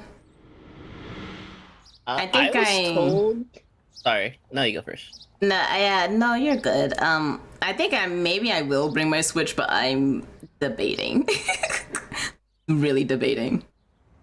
I was told maybe pack light because you might be like spending a lot of money getting like a whole bunch of souvenirs and stuff like that. So I don't know. Yeah, that's what was told as well. Like, I planned on bringing like a duffel bag and then like a carry-on suitcase with like either not being a lot of stuff in there or like no stuff at all. This is like a completely empty suitcase and just have all of my clothes and stuff in the duffel bag. But like I don't know. Maybe I won't bring my laptop at least, and maybe I'll just bring my Switch and like my iPad, and then that's it for like electronics. Okay, that makes sense. Yeah, because like I don't know whether I'm actually gonna like be on my laptop like at all, because I doubt I'm gonna be doing anything productive. Probably the most, yeah, because I can just watch YouTube and stuff like on my iPad, and that's not that big of a deal. Heck, I can watch it on my goddamn Nintendo Switch. Yeah, definitely. Yeah, it's on my phone as well. I probably will only just bring like my iPad and like Switch, so I can at least be entertained while like I'm on the flight at least. I doubt I'm gonna be bringing any of that stuff while we're actually going out and walking around and stuff. Yeah. You brush up on your Japanese. No. I haven't had time to be honest with you. Like, I've been streaming all of my free time has like been for streaming, because like every week this is not to like brag or anything. This is not like a bragging thing, but I always have people asking me to do collabs with them. And then when I'm not doing like streaming and collabs, I'm working on commissions. I'm finally caught up with most of my stuff, so like I only got one more commission to finish before I reopen my stuff again. And then I have to like prepare posts and stuff for like social media and stuff so I can actually stay relevant. Yeah. So it's always so crazy. But yeah. Do you know anybody who is somewhat speaks it, who's gonna be in your group? So luckily we will have like a travel guide with us. Okay. So even if none of us do speak Japanese, we will have someone who I believe lives there and knows Japanese very well. Okay. So we won't be lost completely, but I believe that I think I do have some apps saved for like if I don't know how to speak Japanese specifically. I think I did find some apps that can at least help me translate stuff and like use that if I truly can't learn like simple phrases. Yeah. It kind of reminds me. I remember, I don't know, this probably might not happen to you, because you're like probably a darker skin. But I remember when I was in Indonesia, we were allowed to go to the beach one time, and we were like walking by the locals, and there's like this old man, this like old Indonesian man. He comes, talks to us. He actually knows English. Yeah. And he's like talking to like the group and I, and at one point he like he like talks about me. He's like, "Oh, your skin, black." And I'm like, it reminds me of Barack Obama, and Barack I'm like, oh, I mean, you know what? That's fair. You know, I don't think it was out of racism. You know what? Yeah, I doubt it. He seems to know English, but he doesn't really like. It's probably broken English, and I'm like, you know what? That doesn't really sound very offensive. Yeah, it was like you know what? That's fair. I don't think it's like mostly racist. It's just like out of like our context, it was like Barack Obama was like kind of wild and out there, but it wasn't like a racist thing. Yeah. Yeah, I don't know how people will react to me. I mean, like, to be honest with you, in real life, I'm not as dark as my character is on here. But we'll honestly see. I'm also gonna have my hair braided because from what I've seen from like the timeline of when we're doing stuff, we're gonna be fucking. We're gonna be doing shit by like 7 or 8 a.m. and I do not feel like dealing with my hair. I'm gonna get it braided so I don't have to deal with it. Yeah. I know that my friend was like telling me like, maybe you shouldn't get it braided because like maybe someone might touch your hair, and I'm like, oh, I don't feel like trying to mess with my hair. It's bad enough as it is now. At least if it's braided, I don't have to worry about it besides like putting in a ponytail or something. Yeah, definitely. Yeah, so I'll deal with it. I'll deal with the looks because I truly, I'm not trying to do all that. Because I already take as long as I do as it is when getting ready, like normally. So and the fact that we're in like a time frame with this, I'm like, let me not even try to make it complicated. Let me just have everything prepared and just have my hair braided so I don't have to worry about it. It's gonna take me at least an hour or two. Fair. Yeah. Is, I don't know how often like certain places get like darker skinned people like that, so they might like try to take photos with you. I don't know, maybe. I don't know. I don't think it's like that. But I do know I don't think it's all people in Japan. Like they do have a good amount of foreigners that go there. Yeah. But like you never know. I mean, it'll be an experience. I mean, I get looks while I'm in America, so I don't know if it'll be any different. I don't know if it'll really be any different in Japan. That's fair. Yeah. I feel like people stare at me here all the time for like literally no reason. So I feel as though it's probably just going to be the same. It's just like, it's not going to be Americans. It's just going to be this Asian people. Yeah, pretty much. Yeah. I'm excited. We're gonna be doing we're gonna be wearing komodos at some point on one of the days that we're going out. Ooh. Yeah, I'm excited. I need to start working out. Oh, been working out recently, actually. Yeah, I need to at least go twice a week on like my days off because I do want to lose a little bit of weight. Like I'm like the opposite, trying to gain weight. I don't know. I'm trying to lose it because like I want to buy clothes from Japan and I know they run really small. Oh yeah, they run really small. Yeah, like an extra large to them is like a medium to me. Yeah. I'm too thick. I can't do a medium. Yeah, absolutely. They run size or fun pack size. Yeah, it literally is. That's why I wanna start working out. I was gonna go to the Y, but they want like $100 for me to just sign up. So we're just gonna do Planet Fitness. Oh. Yeah. I've been going to the gym with my friend. I think like we've been doing it for like at least 3 weeks by now, like straight, like going on the weekends and Friday. So we've been I wish pretty. I could have a gym buddy, but I don't have any gym Mm. buddies. Yeah, I think it's harder when you're just doing it by yourself. I think having like a person with you to like keep you in check is very needed. I unfortunately don't have anyone who lives in my city who I know Yeah, who yeah. like goes to the gym. Unfortunately,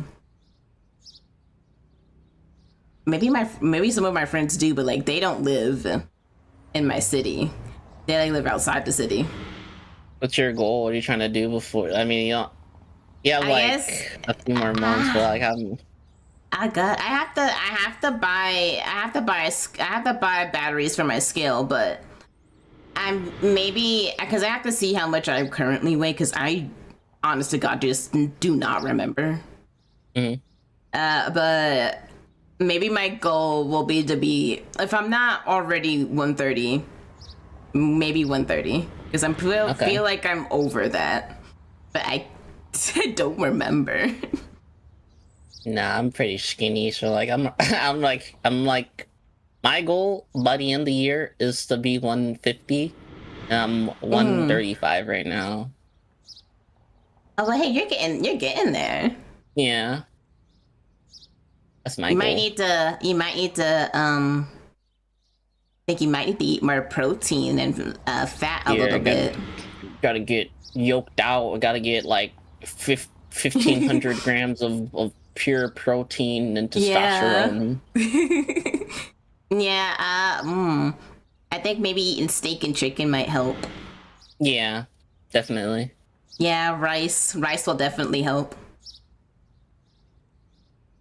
I forget what else could help, but I know those three things will definitely be a good start. Yeah, it's like getting your like certain calorie for the day and like getting like more than what your height or weight should need. Yeah, Yeah. I need to actually start um meal prepping again. I'll do it, but then I'll stop and then I'm like, damn it.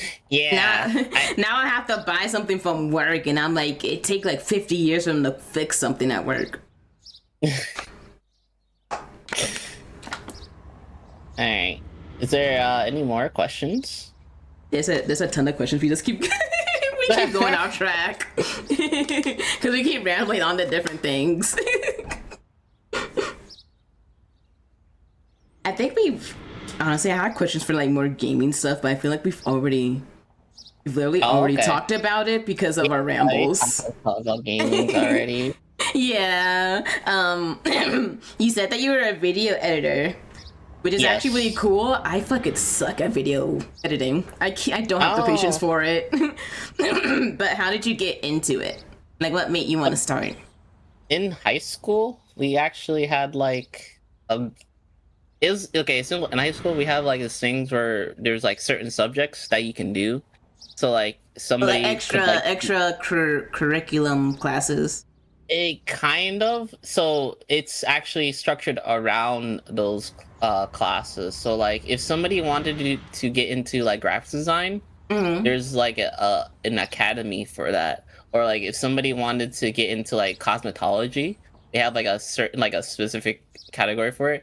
It's sort of like if you wanted to do a college course before going into college, before you had to pay like all those monies for college. Like if you want to get into IT, they got that. If you want to get into finance, they got that. If you want to get into cooking, Ew, they got that. I think I attempted to do forensic science. And well, I actually did really well in forensic science in high school, but Mhm. I did really bad with like my classes in college because it's the literacy classes that Ah, yeah. it's the Yeah. ones that you have to write like the 5 to 10 page essays that always get me. Yeah, yeah, definitely. But the, what I did was film production. So when I did film production, my strongest suits was like video editing and like technically I was the only one who would ever go on camera, so technically actor. But I want to say I was a good actor. So there's probably a video of if you know probably if you know where I went to school on, you probably like actually did follow your videos of me already on the internet. So, kind of already like redox myself, but it's fine, it's whatever. But pretty much, my I would do video editing back then, and I still like doing video editing. Technically, I was for a while. I was certified in Premiere Pro and Photoshop, so I did like have a cert for that too. Aren't they? Isn't like something from Adobe about like to end next year? I don't think it's Premiere Pro. I'm not fully sure. I just pirate It's my some Premiere Pro. It's some sort of animation software that a lot of people use from Adobe, and they're gonna end it. They're gonna like discontinue it soon, next year. This is why I just pirate everything.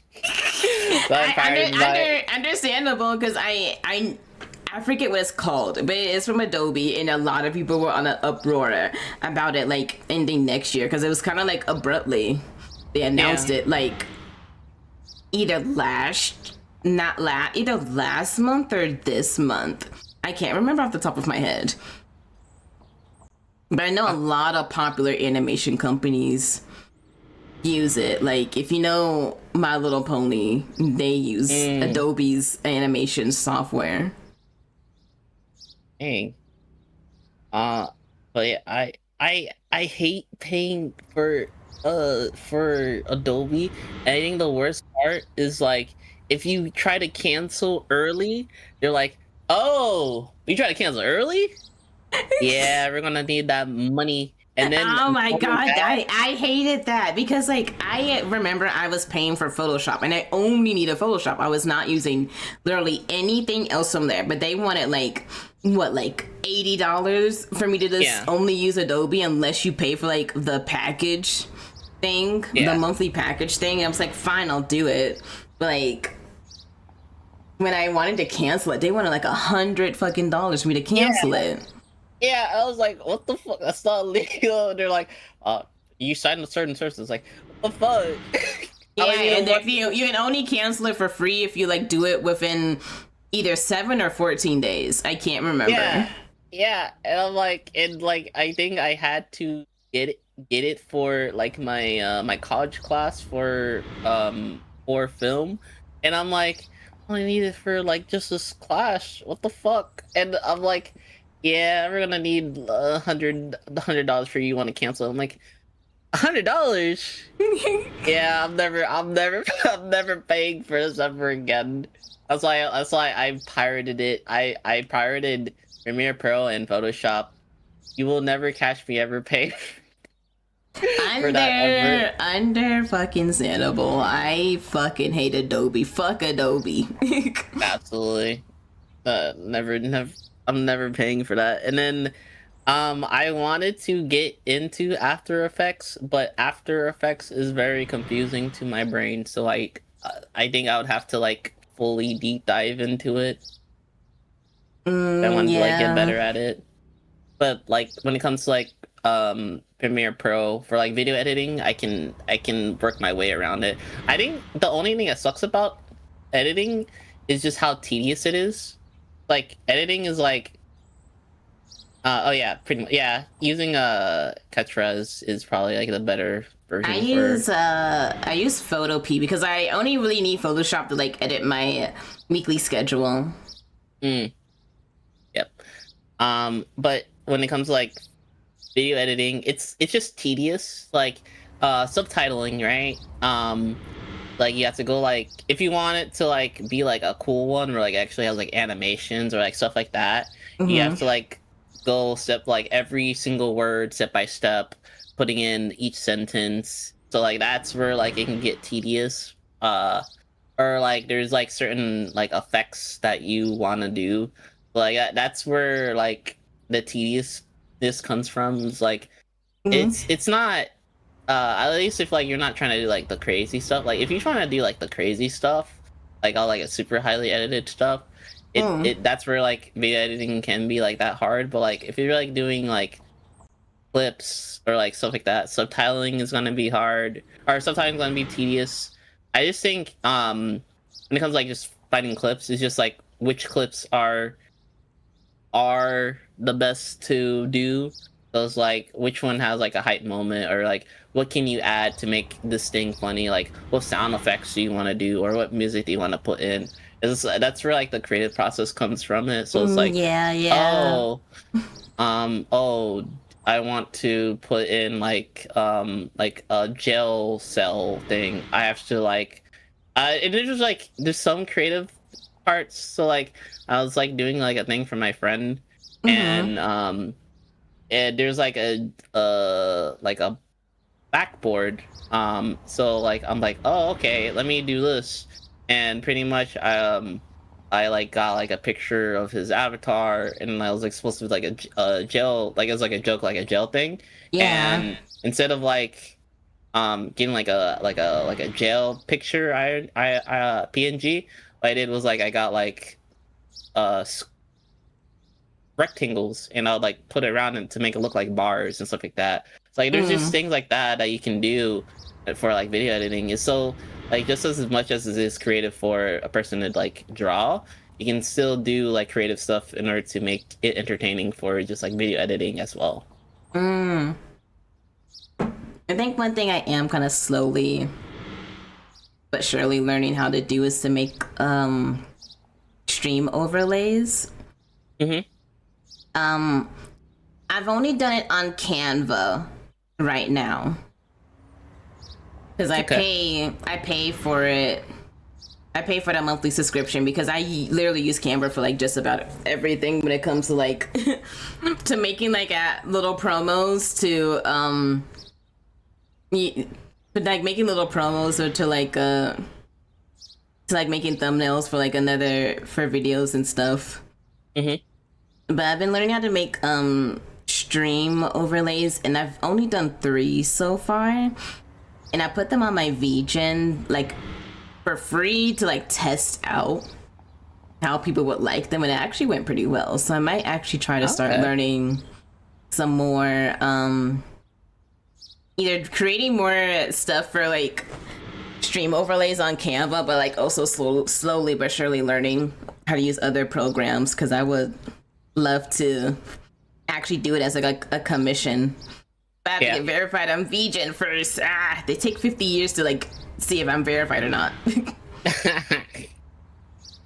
That's fair. Yeah, but I do wanna like slowly but surely at least do commissions as like a little side gig for myself besides the streaming. I got too many side gigs. I got streaming and I got commissions.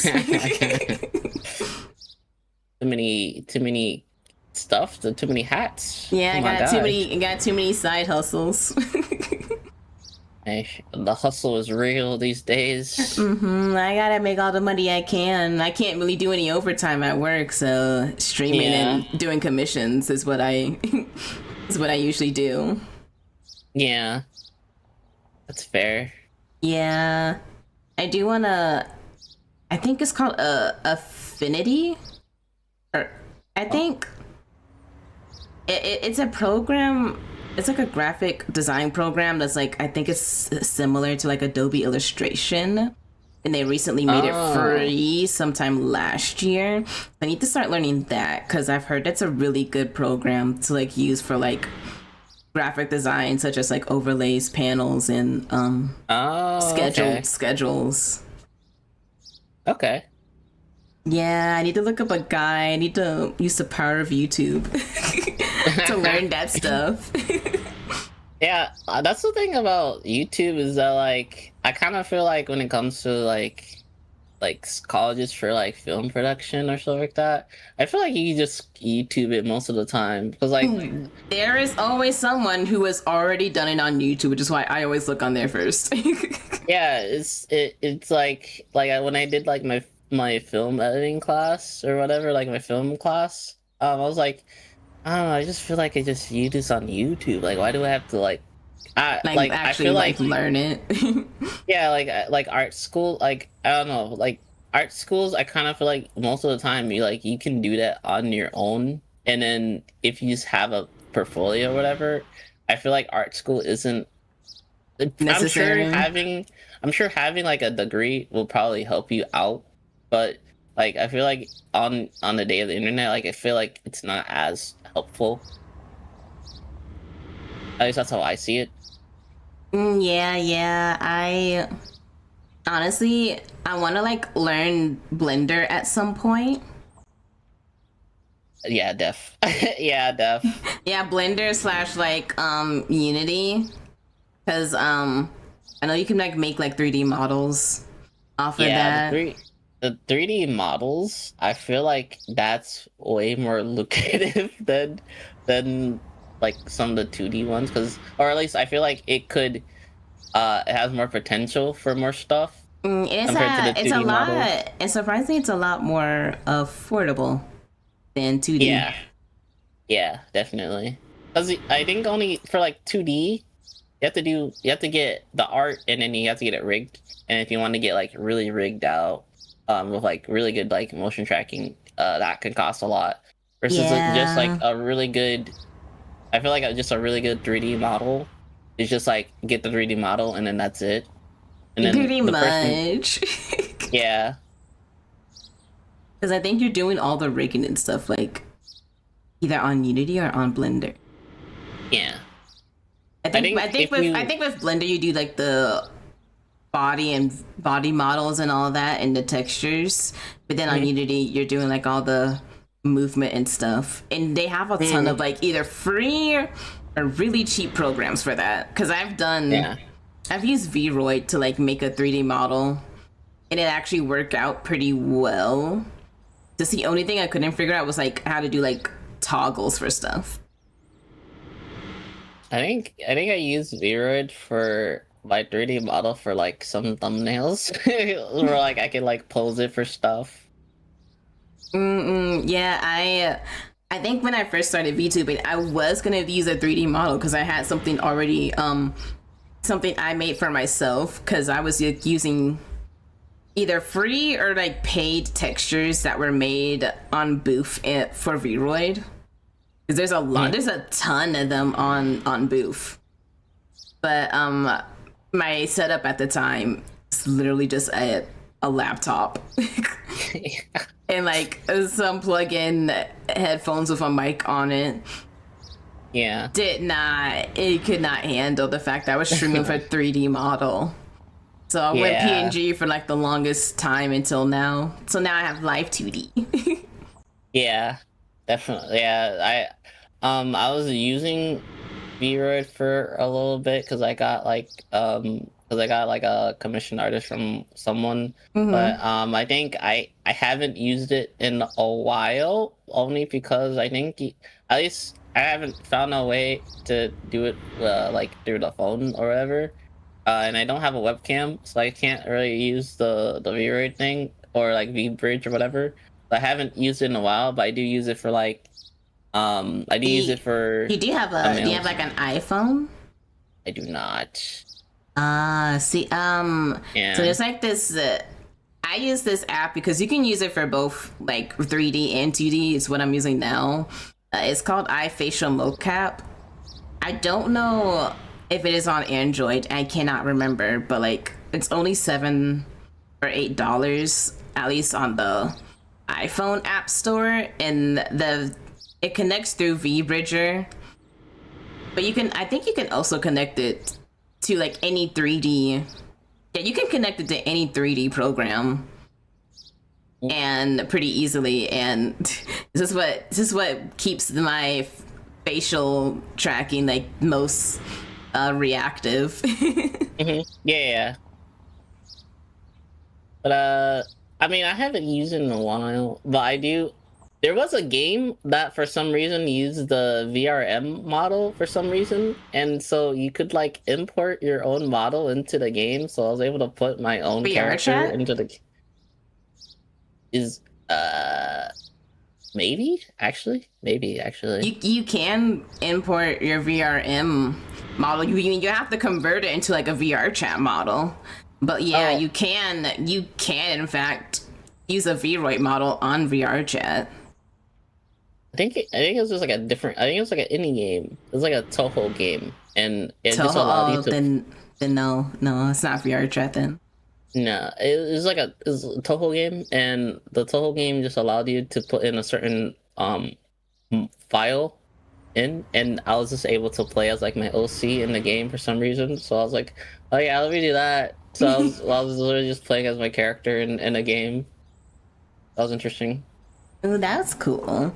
I know if what you can, like, if you convert it to like a VR chat model, you can, because I've done that before. It just was never very goodly textured to like look nice on VR chat. Yeah, that's why like I think I was looking into it one time, and I was like, dang, this seems like a lot of work, and I was like, it is a lot of work. Yeah. I was like, and then I don't even think it's like meant to be textured into VR chat, so I'll just not do that. It can be textured to actually look good. I've seen people do it. I think you have to also use Blender as well in order for it to like look really, really nice. Mm-hmm. Like smooth out some of the textures and make it look more presentable. Because VRoid can only do but so much. Blender and Unity are like the real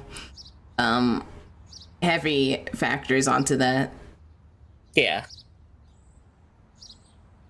I might try to learn it again, because I really do want to like learn 3D models. It would be nice too, because I can just make my own models instead of having to pay someone. yeah, definitely. Yeah, because I know my friend has done something for VR chat where she had to buy certain parts, but like she basically put together her own stuff with like some edits. Mm-hmm. A model like she had bought from someone, but like did heavy editing on, and it looked really nice. And I'm like, I wish I could do that. Yeah, I wish I was. I don't think I have the. Well, at least right now, I don't think I have like the artistic stuff for drawing or texturing or stuff like that right now. I don't think that's in the stars for me. Me neither. I wish I could. Maybe I can, maybe after my trips, because that takes up a lot of my money. Yeah, definitely. Definitely.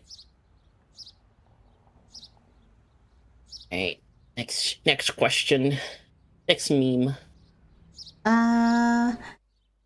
Honestly, well, actually, do you edit your own stream content? I mean, I do sometimes when I have the time. I think before I wasn't able to do it. But now I have more free time, I will start doing that. So yes. Ooh, that's actually cool. I have to have editors do my stuff. I don't have time to edit. I have like someone who does like my long form content on YouTube, and then I have someone else who does like my short form. Yeah, I to be fair, for short form, I mostly just did long form, so like I know that, but like short form is like a whole different thing, because like I don't know what counts as like a clippable moment, or like I don't know what, because like from what everybody keeps telling me, it's just like upload 2 clips a day. It doesn't even have to be something good, just something random. I think the most part is like something like to stay consistent for the most part. Yeah, which I think that's like my problem right now. Is just like where I'm just not doing that right now. But it was mostly because I didn't have time to do it. But now that I have more time, I'm probably gonna start doing that. But I recommend if you can pay like the monthly fee, I recommend Streamladder, because like you can just put your Twitch or like actually any video, actually, if you have it recorded, and put it into like their system, and they'll find clips you can see that are like worthy of like being edited, or you can like edit it on there specifically. It won't be anything crazy, but you could do it on Streamladder. That's what I use to like find my clips, because I don't do it like in the moment like people tell me to. I'm I'm too busy in the moment. So I usually just go back and like look through my videos with Streamladder and see what clips are good to like download and like give to my editors. I know what is just go to like the audio and then see where the mic peaks or like see where there's a lot of action and then boom, that's a clip. Don't know how well that goes, but yeah, apparently that's just how some people do it. It's just like they see which one has like the most amount of action in it or like the most amount of like movement, and then they're like, hey, that's a clip. Doesn't matter if it was, doesn't matter what it was in there. It's just like, yeah, sure, that'll probably work. If I see, I don't do that. I usually go through it, like, cause like if I see something that peaks up, like I have to see what the context was for it in order for it to like give it to my editor and like tell them what I want edited for it. But I usually don't have to tell them. They usually kind of get it. Yeah. As long as there's context already like made on it beforehand. Yeah, that's fair. I just think it depends. I think it's also just like knowing how the algorithm works, knowing what like would be yeah. part of it. I don't get. Oh, sorry, I'm yawning. I don't get the YouTube algorithm, but okay. I also have a YouTube manager, because yeah. So like I don't know how the YouTube algorithm works at all. I'm too, as much as I watch it, I'm too stupid for that. So I pay my manager to do it for me, because I can only do but so much, because if before I hired him to like manage my stuff would probably only get like maybe like one view before I finally hired someone to do it for me, and it's actually been going pretty well. We're like halfway to three from around like 225 subscribers right now, I think. Yeah. For YouTube. My goal is to at least reach 500 by the end of this year and try to get monetized. But the main goal is to reach 500, because that's like the more easier, doable goal. Yeah, definitely. Yeah, because like I think the main thing to get monetized, you have to get like a certain number of views, and well, I haven't really been seeing that view bar go up, so I'm gonna probably have to ask how the hell do we get this bar to keep moving? Yeah, I don't. I'm just treating this more like a hobby, because I just feel like at this current moment, I don't think I want to make this even close to like a career or anything like that. So I don't know if I want to put that much money into it right now. I think I'm kind of lucky, because a lot of the people who I'm working with are pretty patient when it comes to like getting paid. And I make enough money from my job currently that like it's not too big of a deal. So I'm thankful for the people who are patient with me when it comes to like payments. Because if they were like hounding me about it, I would be like, I'm sorry, I can't. I have to have electricity in the house and food on the table. I'm sorry. Yeah, definitely. I think maybe if I had like when I'm done with like school, and then I like have like somewhat of a more decent paying job, maybe I'll like go far more into it. But I think as of like right now, I don't think I should be like spending like a enormous amount of money like for a manager and like for like this is my first time having a manager, so I did have some people reach out to me. There was one that like is very highly known, but like with price range, I personally don't think I could have afforded them, so I decided to go with like a starting out, because I'm like I'm not saying that she's bad, but like the price is out of my pay range for me to like handle. Yeah. Yeah. Plus, it's been going good so far. It's been a slow start, but like everyone has like their IRL stuff that's going on, so there's not really much I'm gonna there's not really much I can do about like the progress so far. Plus, I've been doing it for like 2+ years. You only said you're just starting this year or last year? Well, I've been on and off, so like I started I did some like streams and some videos like in the past, and then like I would like try to start and then I would stop and I would try to start and stop, either like due to like things happening, like either because of the military or like I was like doing like certain IRL stuff. So for like this year and like last year is like the time where like I'm actually like trying to lock in and like actually try to put more effort into it. Yeah, and I can't have to do it right now. I didn't start actually like doing this until like last year, like actually putting more money towards like putting out permanent content. Because so like I would say don't rush into it. Honestly, if you can like do clips at least, that'll probably be like a good start, since everyone nowadays have short attention spans. Yeah. Yeah, but I feel like that could be a good start at least. You ain't gotta be putting a ton of money towards it. Yeah. I don't use TikTok, but that's just because like that one, I feel like if I was on that one, I would just be like on there for like about, even like IG. I am like, there'd be like days where like I'm like, I'm bored. Instagram, I don't get the Instagram algorithm. I can't make sense of it. I guess with TikTok, it'll be, I always get views and follows, but it doesn't really go. It's not as crazy as like YouTube. I actually get pretty good views on YouTube. Okay. Surprisingly. I spend a lot of time on YouTube. I think like when it comes to me, I think most of my bulk of my entertainment comes from YouTube, and then the other one comes from Twitch.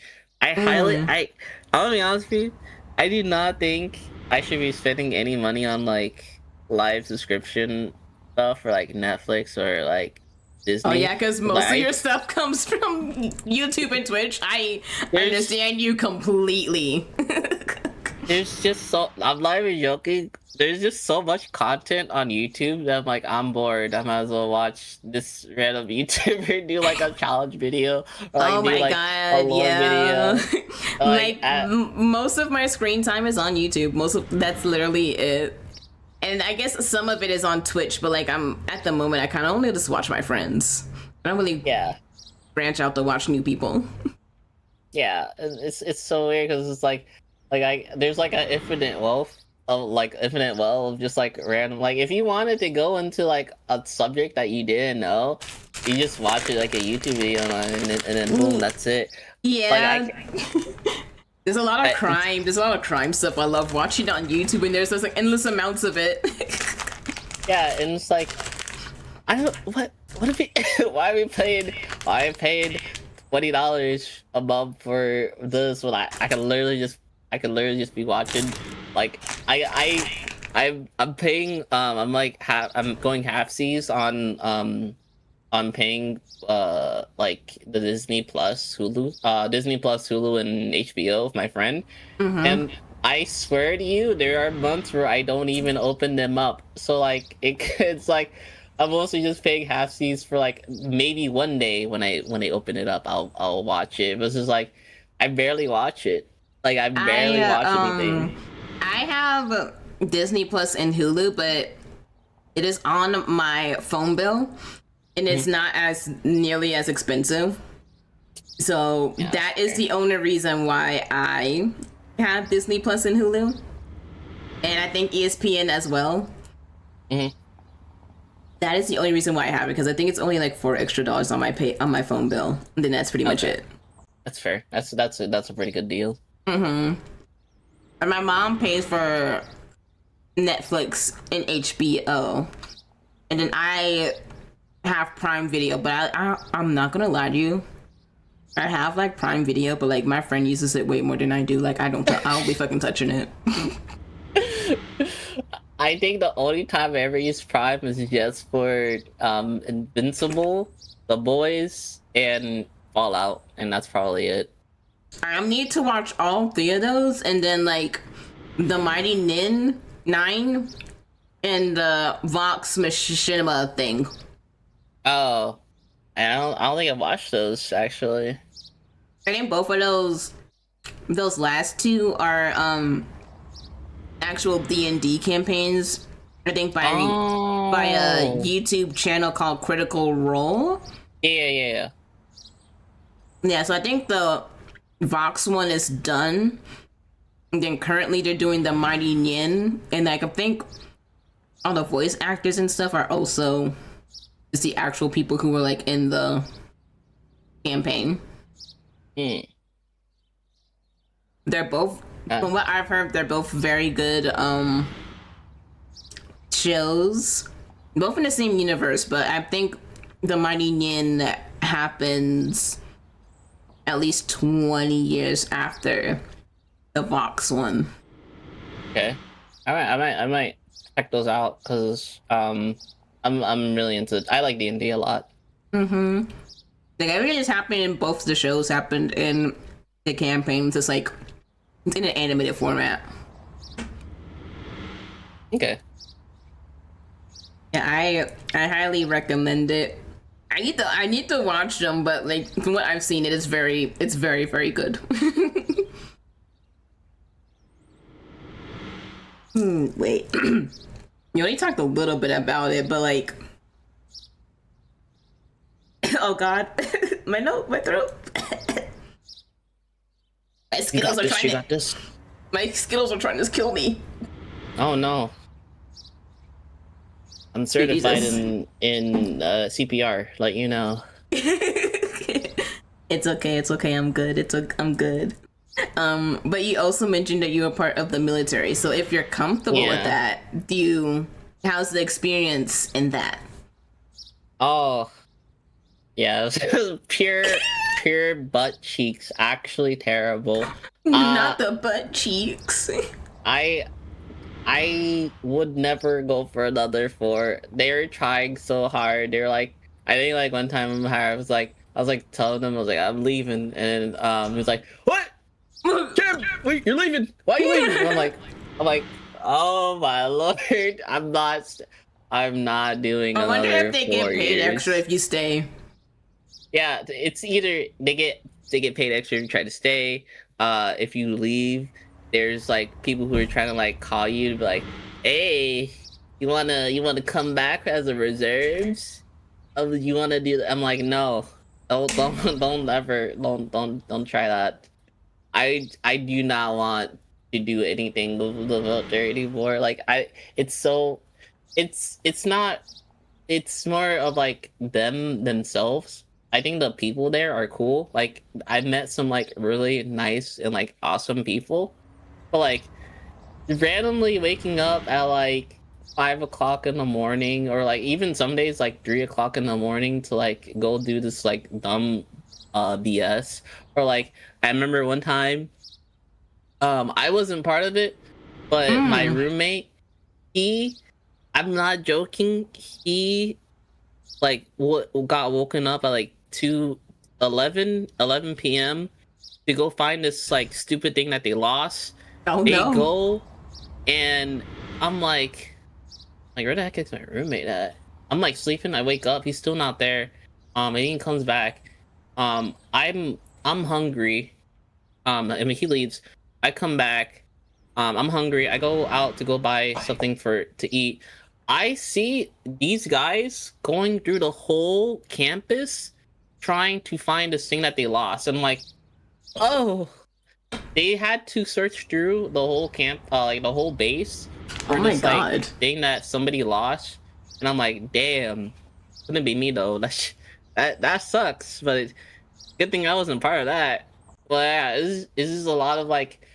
There's just a lot of like random BS things I had. That's literally the reason why I literally could not do like VTubing. It was because I was like randomly you just get like days where like you can't like one day we're just out working for like longer than like usually max you should be out at like 4 p.m. There's some days where like you're literally still stuck there until like 8 p.m. or like it's just like days like that, and it's like I don't know, like this just sucks. There's no control. You don't control that. Like it's just if the higher ups want you to do something, you're gonna have to do it, and there's no like no about that. You just have to do it, and it's like you don't have any control over it. And even if you wanted to, like even if you like plan everything out, you just like days are just like, oh, we have to do this 24-hour thing. So pack your stuff up, or like start doing this, or like sometimes you just get randomly put into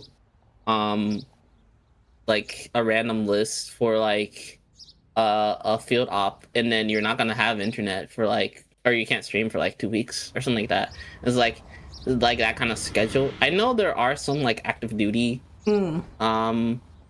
VTubers that are out right now. Like obviously there's like the horse one, and there's probably more, but it's just like the way I was seeing it, like.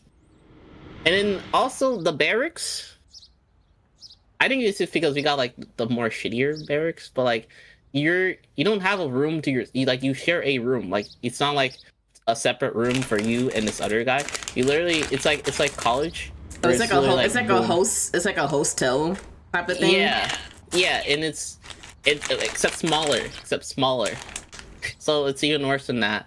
And I really don't want to be VTubing with like someone else in the room like that. It's a little bit annoying, and I'm like, I don't know. I'm not feeling comfortable. So like that's why I was like, when I leave, I'm probably gonna start it back up, because it's just like there's just like randomness everywhere. There's just times where like you don't get SA and stuff. Again, like when I did when I went to Australia, I was there for like 6 months. Like you can't, like imagine like that's the reason why like if you're like trying to start like VTubing, going MIA for like 6 months is like the career ending. That's why I was like yeah, I'm just gonna probably just wait. I was like probably just gonna wait. I didn't hate my time personally, but like I think it was just because maybe the unit that I was in kind of terrible, because I was in an infantry battalion, and then the worst thing that like pissed me off the most was when we were in Australia.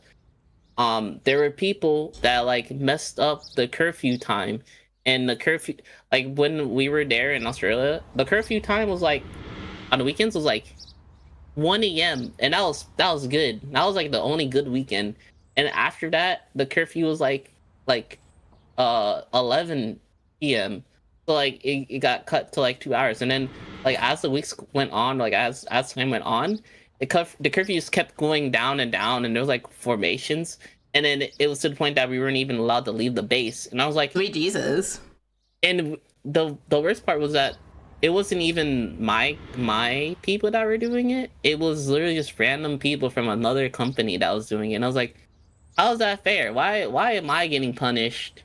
And I don't even leave, but like, what if I wanted to leave and I can't even stay out that long because idiot over there messed it up for me. Yeah, that was one person like, decides to do some dumb shit. That means everyone gets punished because of that person's dumb shit. Yeah, and then I'm like, how is this fair? And it was like, don't care. I was like, you know what? That's why people like leave so often, because they're like, most of the time they really just don't care. Or at least like my branch that I was in, my branch was the Marines. So like, it was really just like, oh, we really don't care. Like, you're just here to do whatever we say we do, and then you're doing it. Don't care. Actually, so fucking. Yeah. If I could, I wouldn't be able to like do all of that.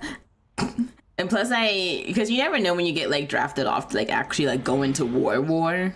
Mm-hmm. Especially now, since a certain person in office, it's just making it impossible to not be.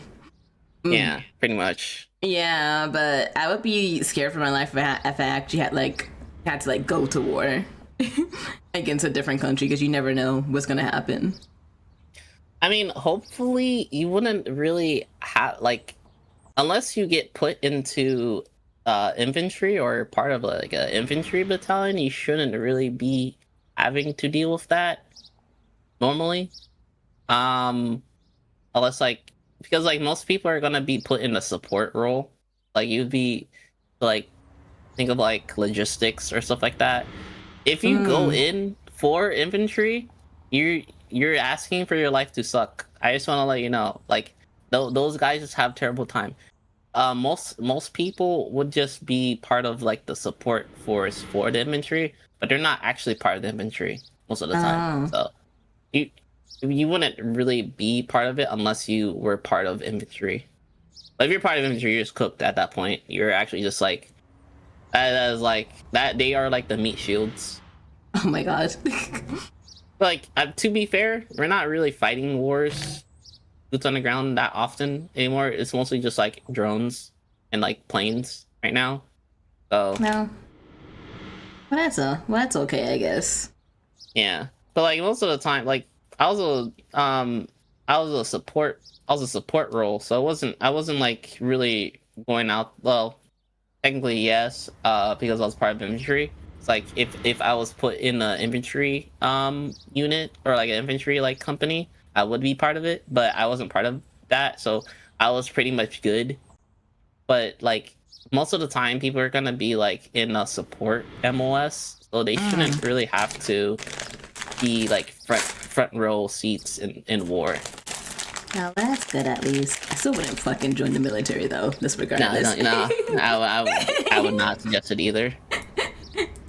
It's only because like I like having my free time, and it sounds like when you're in the military, you will never have that unless you're Nah, lucky.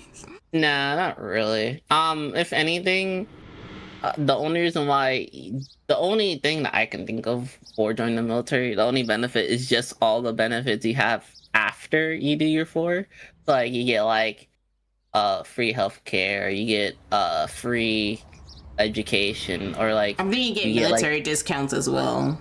yeah, this military discounts, all this other stuff that you get after you do your four or however long you want to do it for. That's the only good parts that I can think of. But like in it, it just sucks. But like after it, there's just a lot of stuff that can go into it that can benefit you. So like that is the only that's pretty much the only reason why I joined was because I was like, I'm not doing anything right now. Cause like YouTubing and like VTubing wasn't like a popular thing at the moment.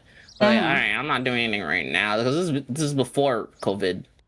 And then like as I was joining in, that's when like COVID was like in full fling, and I already like signed up. So um, I did the military, and then like all that other stuff happened. But whatever.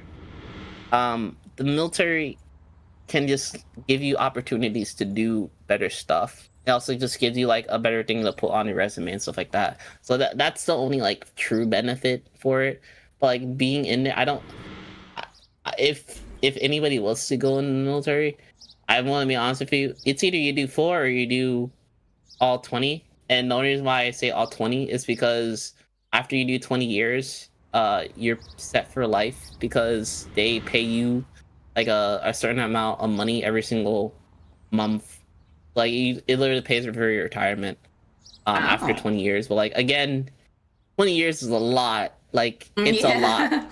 It's a good amount of time. Yeah, and it's like do you really want to like put 20 unless you really like it. If you really like it, sure, go ahead. But like I would just like if anybody else ever do, just do one contract and then get all your benefits. That'd be my only thing that I would say. Yeah, I think personally, I wouldn't do it. Yeah, I wouldn't suggest it either. Especially women. Oh yeah, because like it's a whole different fucking ballpark from women. Yeah. It's just a whole bunch of dudes. Some of them are incredibly horny. or there's like kind of sexist, and they also women just have because the gear and equipment are not made for women specifically, so there's a lot of more hip injuries for like the main backpacks that we have to carry around. They're mostly for like men, because men can carry like a lot more stuff towards their hips. Yeah, and But it's since like a women bigger, have like and it's like yeah, a larger material, I suppose. A yeah, lot heavier material. yeah, and like women have like wider hips, so like that the gear is not made for those type of stuff. Like there's it's like in the military there's a higher chances of like hip injuries for women because they're just like carrying all that type of stuff. Like Mm. it's much more harder. I'm not saying it's impossible. I've seen women do it, and some of them are probably even stronger than me. I'm not saying it's impossible. I'm not saying it's like hard for. I'm not saying it's like you can't do it. It's just very hard. It's harder for them compared to like a standard male. That's all I'm saying. Oh yeah, I don't view what you're saying like as like a sexist thing. I can understand. I mean, it's just like biology at that point. There's not much you Yeah, can do about that. yeah. Oh, but do you have? I know you've been talking about Indonesia and like Australia. So like, do you have any like favorite memories while being there during your doing Um. your training or traveling? There were a few. I think there was just like some times where like we had parties. I think my favorite times were when we had when we would go out into the city and we would go to like card shops Mm-hmm. and we did like magic. We would buy like magic cards and stuff like that, and we would play magic because Is I it should have bought magic? more. Is it Magic of Magic the the Gathering. Gathering? Yeah, I should have bought more there because Australian money is way weaker than American money, like American USD. So like some packs cost way less than they should have compared to America. So we probably made like we probably could have gotten like way more stuff um compared to that. But yeah, just like going around to like different card shops and like buying new stuff there was kind of cool. We couldn't really do much of the nightlife stuff just because stupid curfew stuff. um but yeah, that was probably it. It was just like there was a lot of fun things to do at like a lot of card shops to go to. The thing about at least the Marines, Yeah. let it be known, they like to smoke and they like to vape. So in Oh Australia, my god. it Eh. costs an arm and a leg in order for people to get cigarettes and or like vapes. Oh no, I think vapes were not as hard. But like if they were like a smoker, yeah, they were cooked. I think it was like $20. No, not even 20. $20? I think it was $20+ for like one single pack of cigarettes. God damn. I'm so They glad that I don't smoke at all. yeah, I'm happy I do not have that either, because like I'm like, dude, I don't want anything that's not air to be inside my lungs. I'm gonna be honest with you. If it's not oxygen, I really don't want it inside my lungs. So I was Fair. like, all these people with like nicotine addictions, yeah, you guys are cooked. I just want to let you. Like the most I've ever smoked is like marijuana. Like that's Yeah, like an actual natural herb and yeah, not fucking nicotine. I've never smoked a cigarette before in my life. The most I've done is marijuana, and then that's it. I don't even smoke that much. I did a lot in like during and like a bit after high school. I guess hmm and now it honestly it's just every once in a while if like someone offers, if I know them that well, that is. I'm not taking it from anyone who I barely know, because yeah, you never know when they have. People will always do this. You don't know whether it's going to be like laced or something. Yeah, definitely. Yeah. Yeah, so I only do it every once in a while now, and it's only with people who I like trust. Yeah. Okay, it's funny. I remember one time, I volunteered for like a music festival, and I was like part of like the security guard. Hmm. There was like this old guy that just like like walked up to me for no reason. He was like, "Hey, you want some you want some gummy bears? Like Some some gummy gummy bears, bears?" Lord, he was trying to give you some edibles. Girl, I swear, I'm like, no, I'm good. He's like, nah, they're good. He pulled out a plastic bag. It wasn't even like, I was like, no way, I'm not, I'm not getting that. That seems. He like pops one in his mouth. He like eats one of the gummies. I'm like, hey, Godspeed. I'm not touching that. I'm not touching You that for know 10 foot what? pole. I'm Good on sorry. you, because I would never. Not touching that for 10 foot pole, bro. That's crazy. I mean, I was like, I'm sorry, I can't. It was cool. It was a nice gesture, but like, it's a random old man just comes up to you. He's Nice like, gesture, yeah, but suspicious nonetheless. yeah. I was like, yeah, I'm not touching that. I'm sorry. Oh my god. Yeah, I could never. I've never done an edible before, but every time I hear someone's experience with doing edibles, it's always bad ones. So I don't think Hey, I'll be touching it with a 10-foot pole with edibles. only edible I had was like shrooms, and that was probably it. Yeah, I've never done an edible in my life. I mean, I noticed different versions like gummies, brownies, trims, like you said. But every time I hear something about them, it is always a bad trip, and I've never heard anything good about it. I've only hear bad things. I mean, I think my friends are more into it than me. I'm not. I just don't think I care too much about it. I like when it comes to like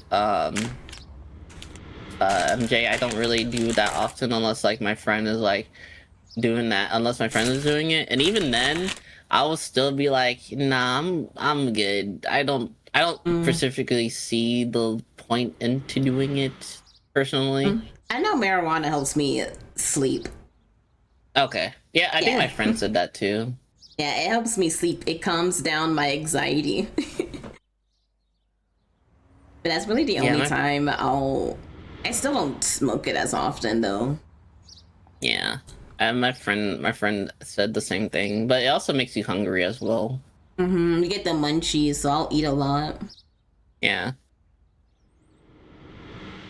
That depends on how much I smoke though. Like I'll have to smoke a good bit in order for me to have the munchies and not have Oh, not okay. already and have not already previously eaten anything. Okay. That makes sense. Mm-hmm.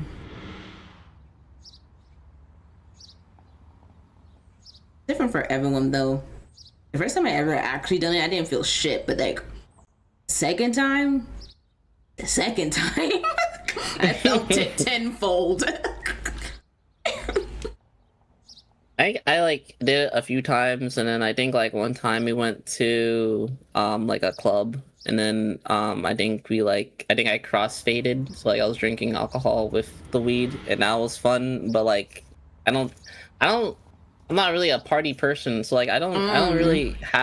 I don't really like going out like that often. Or like I really like it's fun to go out with friends. Obviously, I think going out with friends makes it fun, but like Mm-hmm. even still then there's still like I'm not particularly a party person like that. I don't really like going to the club that much. Yeah, me neither. I've only been to the club like once or twice. I'm like, never again. I hate it. It's too loud. There's too many people trying to touch Yeah. me. I think the one there's like a few times, so like when I was at Anime Expo, they had a party, they had that after party for like a VTuber thing. Hmm. And that one was cool because it had like light shows, it had like balloons, it was like pretty epic. And I think I even got like a cutout of like one of the VTubers there. So that was cool. When I went to the one in December, it had one of my favorite artists. He like did music for Panty Stocking. I don't know if you know what that one Oh is. yeah, nah, Teddy Lloyd. No, no, no. There's another one. Not Oh, tell there's you what. another I one. really, yeah.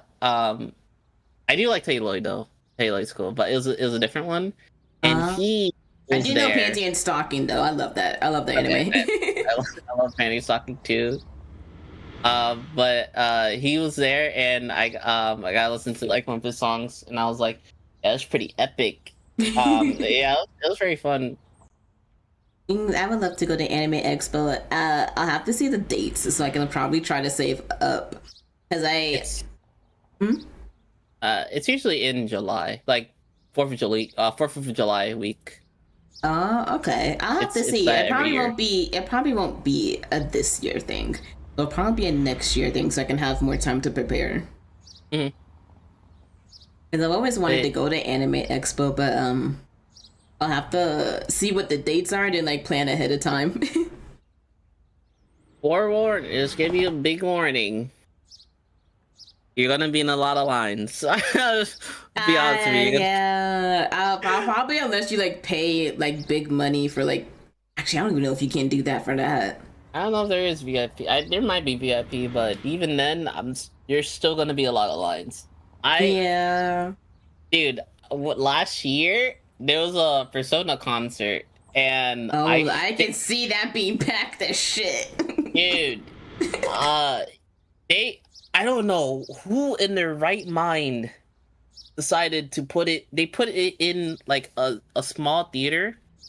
I'm like, I why don't would you think put- I don't think they thought there was going to be a lot of people. Yeah, so they put and it was like the actual like singer like Lynn for Mhm. Persona 5. They put her in the smallest theater that they have for the venues, even though they have a different theater like somewhere else. They That's like decided way to put bigger. her- Yeah, the smaller one can hold like I think like 4K. The bigger one can hold like up to like 11K or like 11 to 20K. They decided to put her in the small one, and like one of the days I'm like walking by, and I'm just seeing this like huge line. It goes from like block to block. I'm like, Oh my god. what is happening right now? And it was like, oh, it's for the Persona thing. Oh, and I was like, oh, okay, that makes sense. I couldn't go to it because I was at the other Persona panel because like Persona 5X, and I'm like walking by, and security guards are coming through, and they're like, "You gotta leave! You gotta leave! The Persona thing has already been capped." Some of these people, I kid you not, some of these people were waiting in line for upwards of 3 hours. 3 to 4 hours, and then they get told it's already been capped. You gotta leave, and I was like, "Hell no, that is crazy." Imagine like they wasted so much time waiting in that line that was already capped, and he just didn't know. I would have been livid if I was waiting for them. If I was them waiting, I would have been pissed. I was like, no way. That was the most mismanaged thing I've ever seen. The fact that they chose the smallest theater, the fact that like it was just like I was like, I'm no going to way. assume that they didn't expect it to be as big as it was. No, I'm it's not Persona. sure. It's Persona. And it was also her like first American Performance concert. Yeah, in America. Yeah. So so they should have yeah. known that it was gonna be big. Yeah, plus like I know it has a big Japanese audience, but like honestly, it has like a big audiences around the world in general. Especially the music, yeah. Yeah, especially the music. Like I've never finished Persona 5, but I know I love the music from it. Like if I were to see her live, I would drop everything to go see her.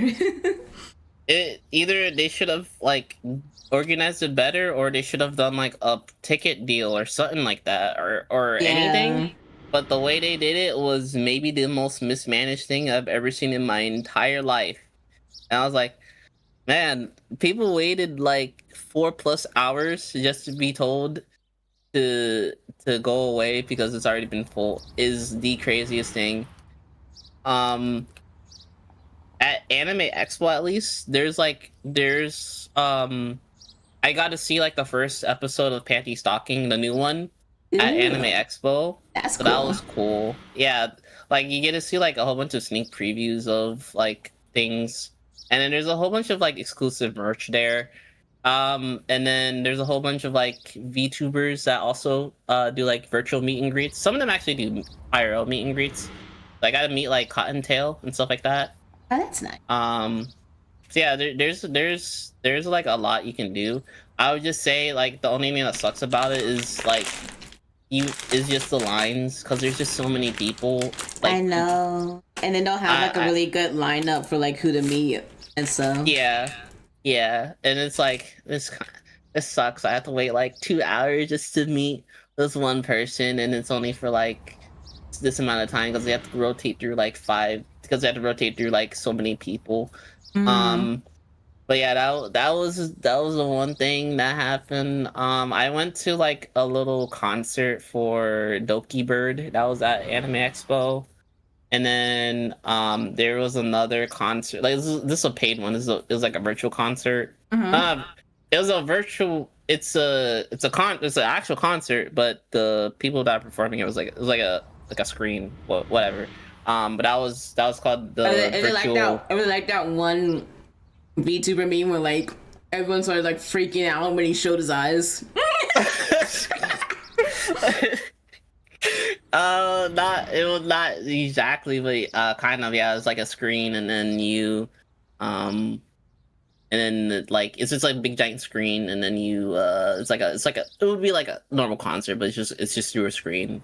They're like how the Hatsune Miku stuff are in America, not in the Japan. I know the Japanese one, they actually have holograms, but this one is just like a screen. Okay. I swear, when I saw that, I was fucking laughing my ass off. There's just an eye. Yeah, I know that one meme. Yeah. I was wondering how much it cost, because honestly, if I was gonna see someone that sway their head back and forth like this and uncover their eyes, ain't no way I'm paying for that. No, the one that I went to was like full 3D. Like they were using their 3D models, and they were like doing like actual like cool stuff and skits. See, that's something I'll pay for. They're actually like doing it. Yeah, like they're actually like doing it. It's not like oh, a model and then that's it. So kind of like how Hololive does their concerts, basically.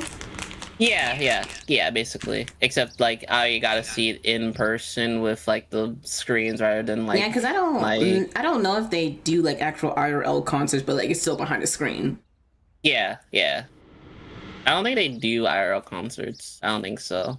Or at least it would have to be like through like something else. Yeah, it'll probably have to be like how Hatsune Miku does it, like it's a hologram of some kind. Yeah. I'm not sure if Hololive does that. I don't think they do that. No, I don't think they do. I think they had like I remember I remember one time they had I was in line for something, right? And there's this guy, he's wearing a Dodgers uniform, right? And I'm like, oh, are you a Hololive fan? Because you know how like the Hololive does like a Dodgers, because they did like a Dodgers thing again this last year. And I'm like, oh, are you a Dodgers fan? Like, no, sorry. I'm like, oh, are you a Hololive fan? He's like, I think it's a Hololive. I'm like, just wearing a shirt because he just liked it.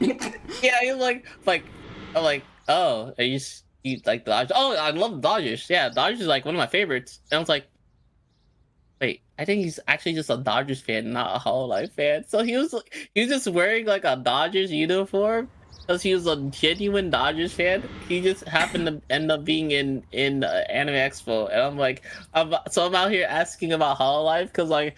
I'm like, there's no way people are actually like a Dodgers fan at an Anime Expo. I'm gonna correlate that with Hololive, and they're like, I don't know what the heck a Hololive is. And I'm like, oh. I'm like, oh. Actually hilarious. Like, oopsies, I didn't know that. He's just gonna see a random anime girl just singing "Take Me Out to the Ball Game." Yeah. Like, who the fuck is this?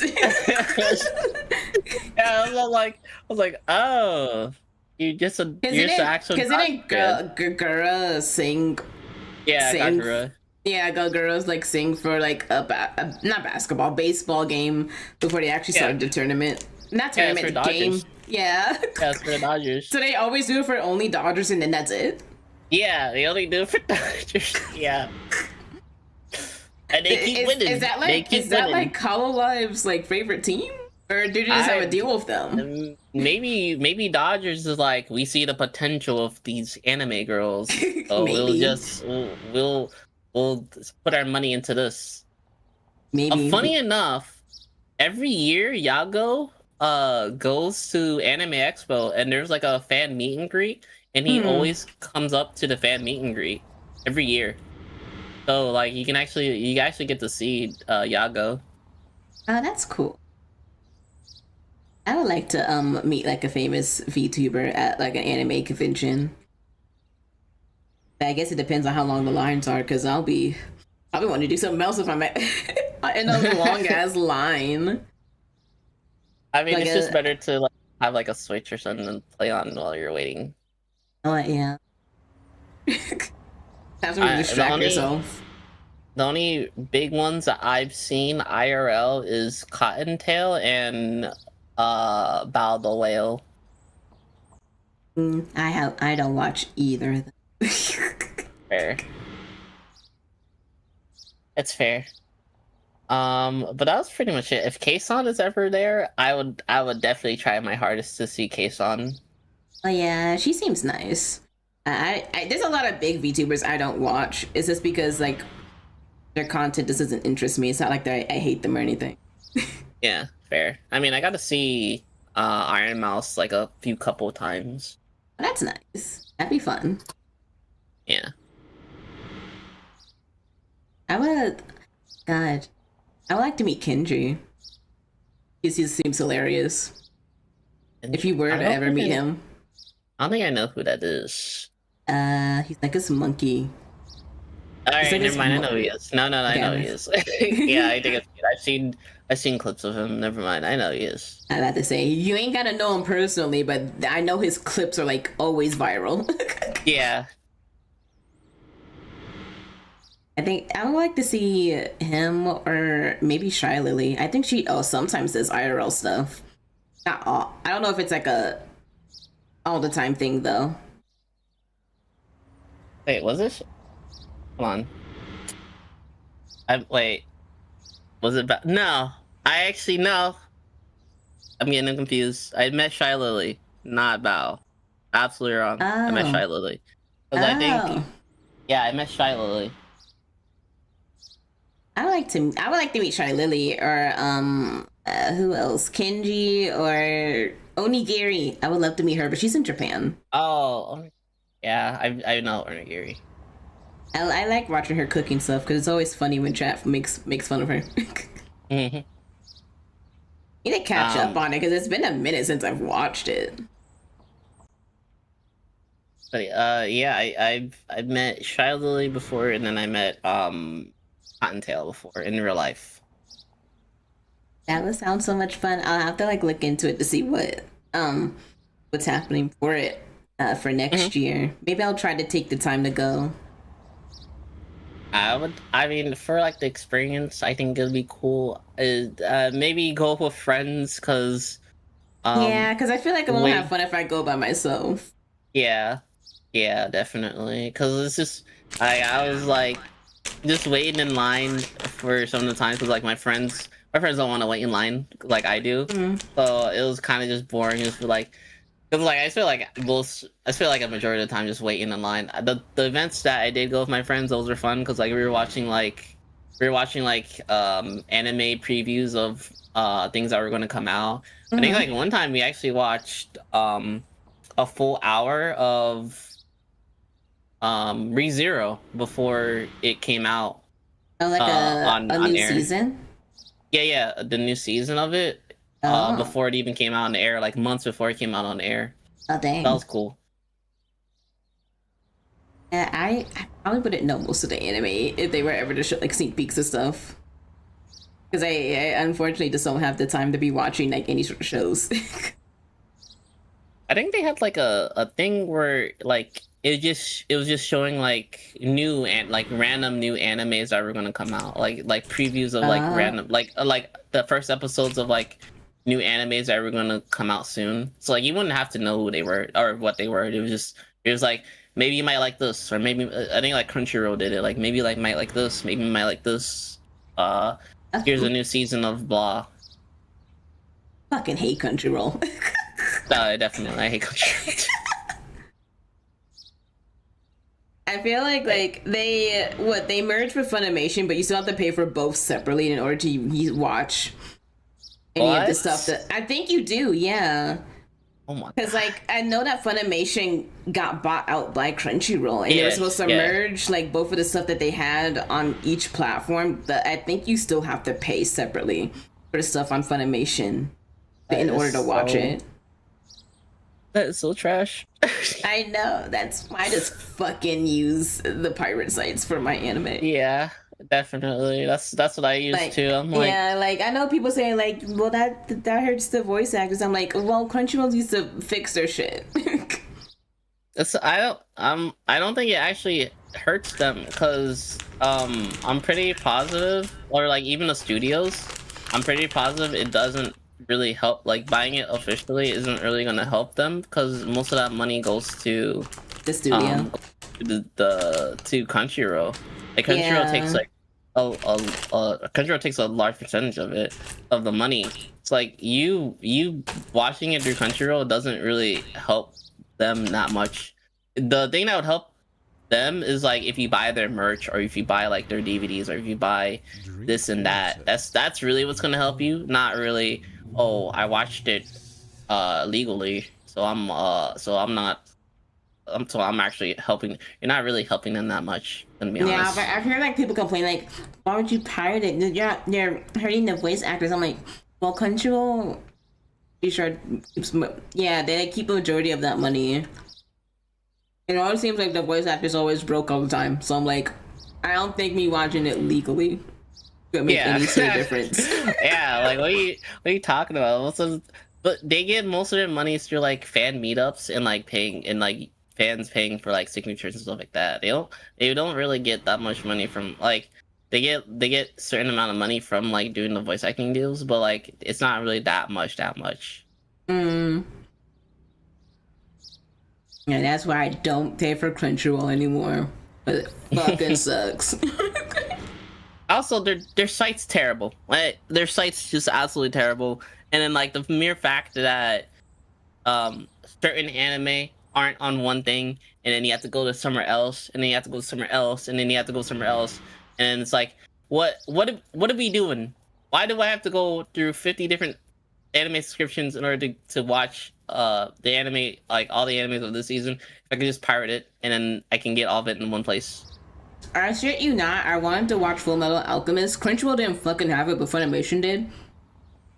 I binge watched all of Full Metal Alchemist Brotherhood on Funimation, but Funimation didn't have the 2003 version because I wanted to watch that as well. So I had to go on Netflix and watch the 2003 version. Yeah. Binge watch all of that, and then Netflix doesn't have the movie for the 2003 version, but for some reason, fucking Crunchyroll did. Yep. Like it's so annoying. And like the biggest example of what you went through is go and try to watch all of Pokemon, the animated series, the anime. Oh, I have a feeling that's like literally scattered on every single fucking service. Yep. There's no place that like has it like normally, like legally. Like if you want like that has like all the seasons of it like legally normally, you have to go through, you have to be like, you have to watch one season on this thing, you have to watch another season on this other one, you have to go watch this one on this you want to watch, and then you have to go back to this season, you have to go back to this and site for this other season.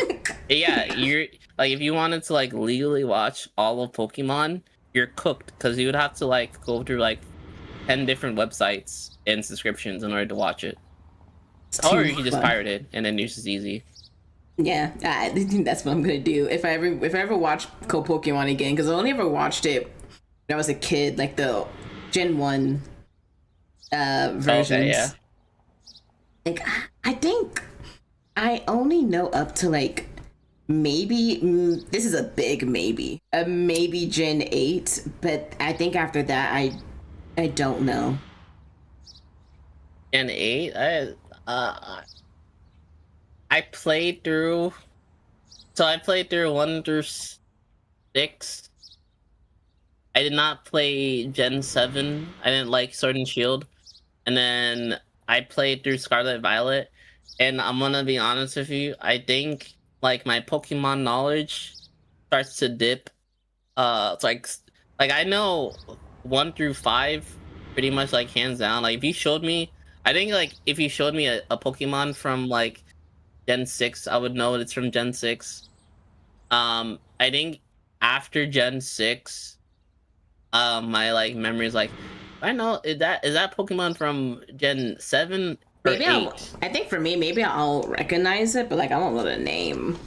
Yeah, I wouldn't know the name either. I just know I would understand which generation it's from. I would not understand the name most of the time. Mm-hmm. Yeah, I'd be the same. Like I'll probably recognize it, especially since I played Pokemon Go for a little bit at some point. I would Mhm. probably know what it looked like. If you try to tell me, if you ask me the name of it, I'm like, yeah, I'm not gonna know. It looks like a penguin. Which one? And then like you were like a penguin. Yeah, because there's why isn't there like three different like penguin looking Pokemon? I know it's Yeah. Plop, and then there's like one that looks like an emperor penguin. I think it's Imperior. I think no. There's like a penguin one that has an ice cube on its head. See, I don't know. I That's don't know another what that one penguin one. is. I think that was in Sword and Shield. For Zero, okay, that's probably why. 'Cause I never Yeah. played the games. I've only really watched the shows. Oh, okay. I don't know if that one got animated or not. Hey, It probably did. Nash. Yeah, No. go ahead. Because I think Ash.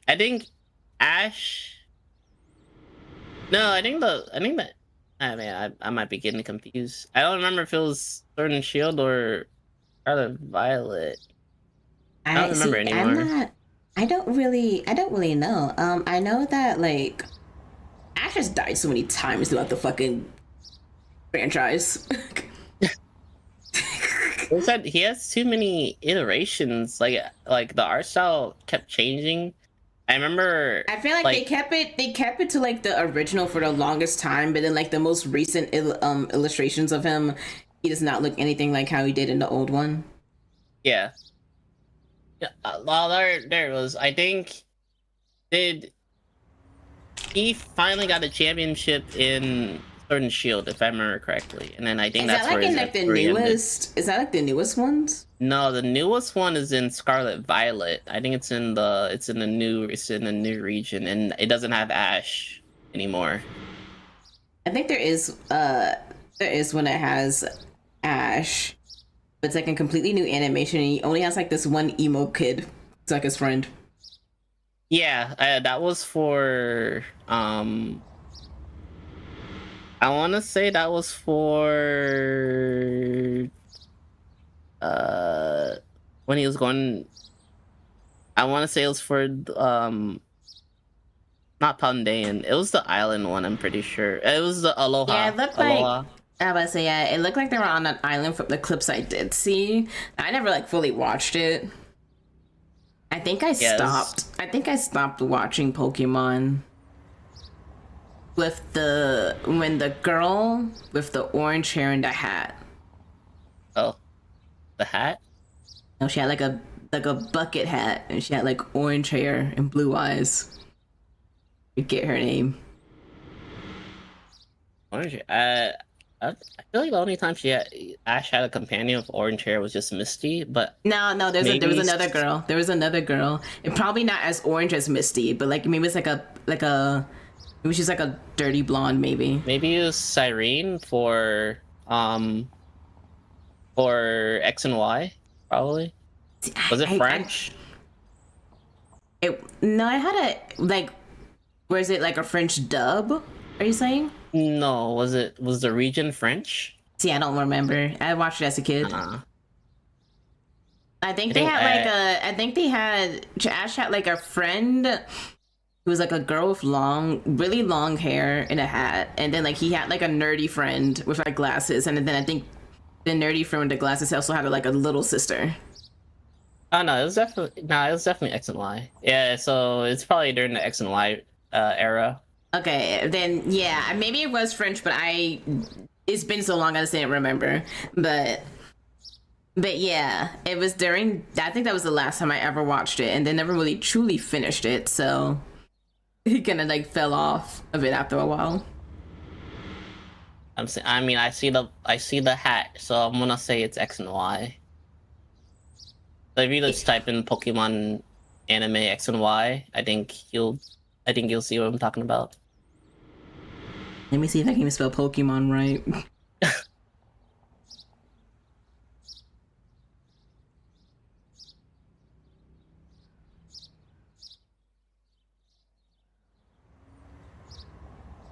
Yeah. Yeah.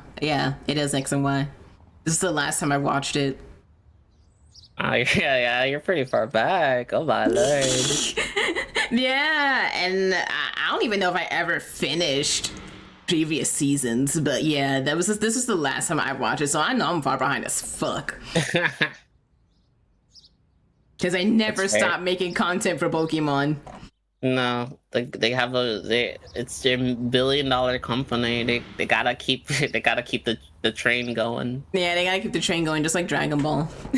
Yeah. Absolutely true. Dragon Ball will never stop. It will never stop. The fucking creators has passed away, R.I.P. And they still making content for Dragon Ball. I think the same thing for like, I think One Piece will probably never stop either. Honestly, yeah.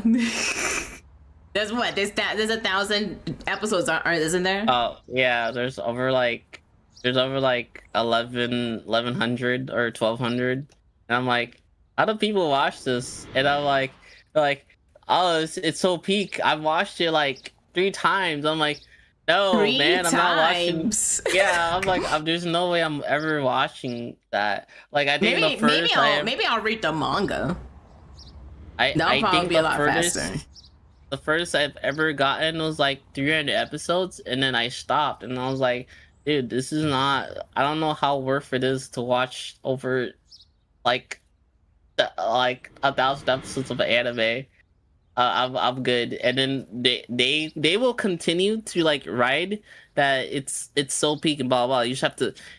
If anybody ever told me you just have to watch 700 episodes or something and then it gets good, I'm gonna smack them, because there's just no way you're gonna tell me I have to waste that much. Like, those are like months. Like, that's nonstop months. Yeah, that depends on how many episodes you watch. Yeah, at a time. And like, you're telling me I have to get through this many amounts just to get to quote unquote peak? I'm good. I'm not watching. I'm not watching that. And I swear, I feel like the main reason why there's so many episodes is because every single character in that series has a story that Oda wants to tell. Yeah. Like, you'll watch like this character do like some weird shit early on and you're like, wow, that guy's fucking weird. And then later on, a few 100 episodes later, you understand, you now know the reason of that person's weirdness. And I'm like, what the fuck? Why you didn't tell me this earlier? I think from so my friend told me that he went to like this one panel that was like explaining like One Piece. Mm-hmm. And apparently the reason why Oda has like the reason why like all his characters like don't die or whatever, because like power of friendship, is because each character or like each person is like is supposed to be a representation of his like IRL friends, and it kind of would suck if like he doesn't want to kill off his IRL friends, so he just keeps them alive in the show, so they don't Like, are they like the main cast? Is that what he's saying? Yeah. So that's why like the power of friendship is like always like a thing in One Piece, is because like they are like his actual, like they're supposed to be based off his like his actual friends. That's why it's such a hard time for him to like kill them off.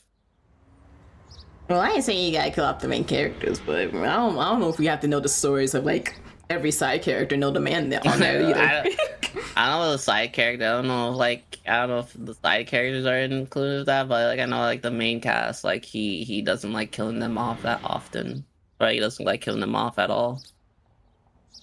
I know that like I think there's like a story behind like this guy who like wears like dresses up like a baby. It is because of his wife, because she has some sort of something, either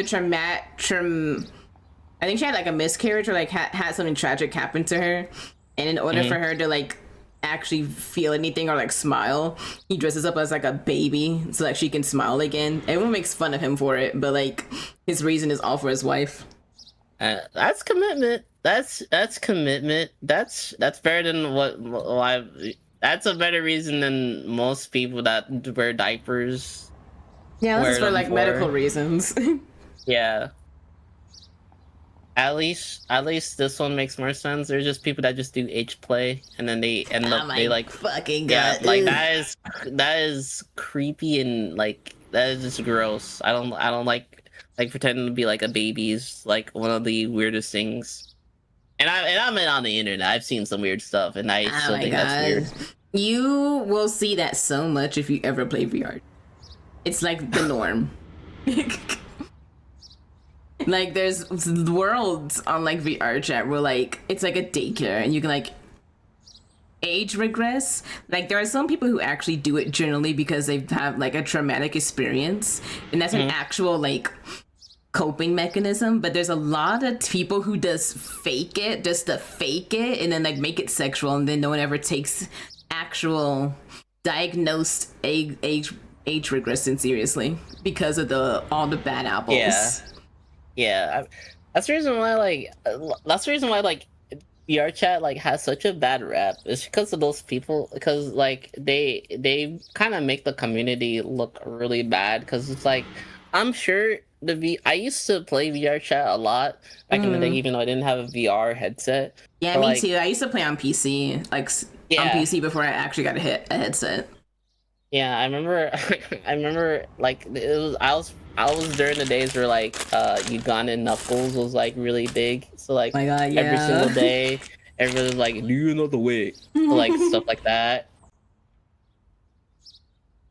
But like I think when I started, I've seen it was like slowly dying off, so it didn't happen as much.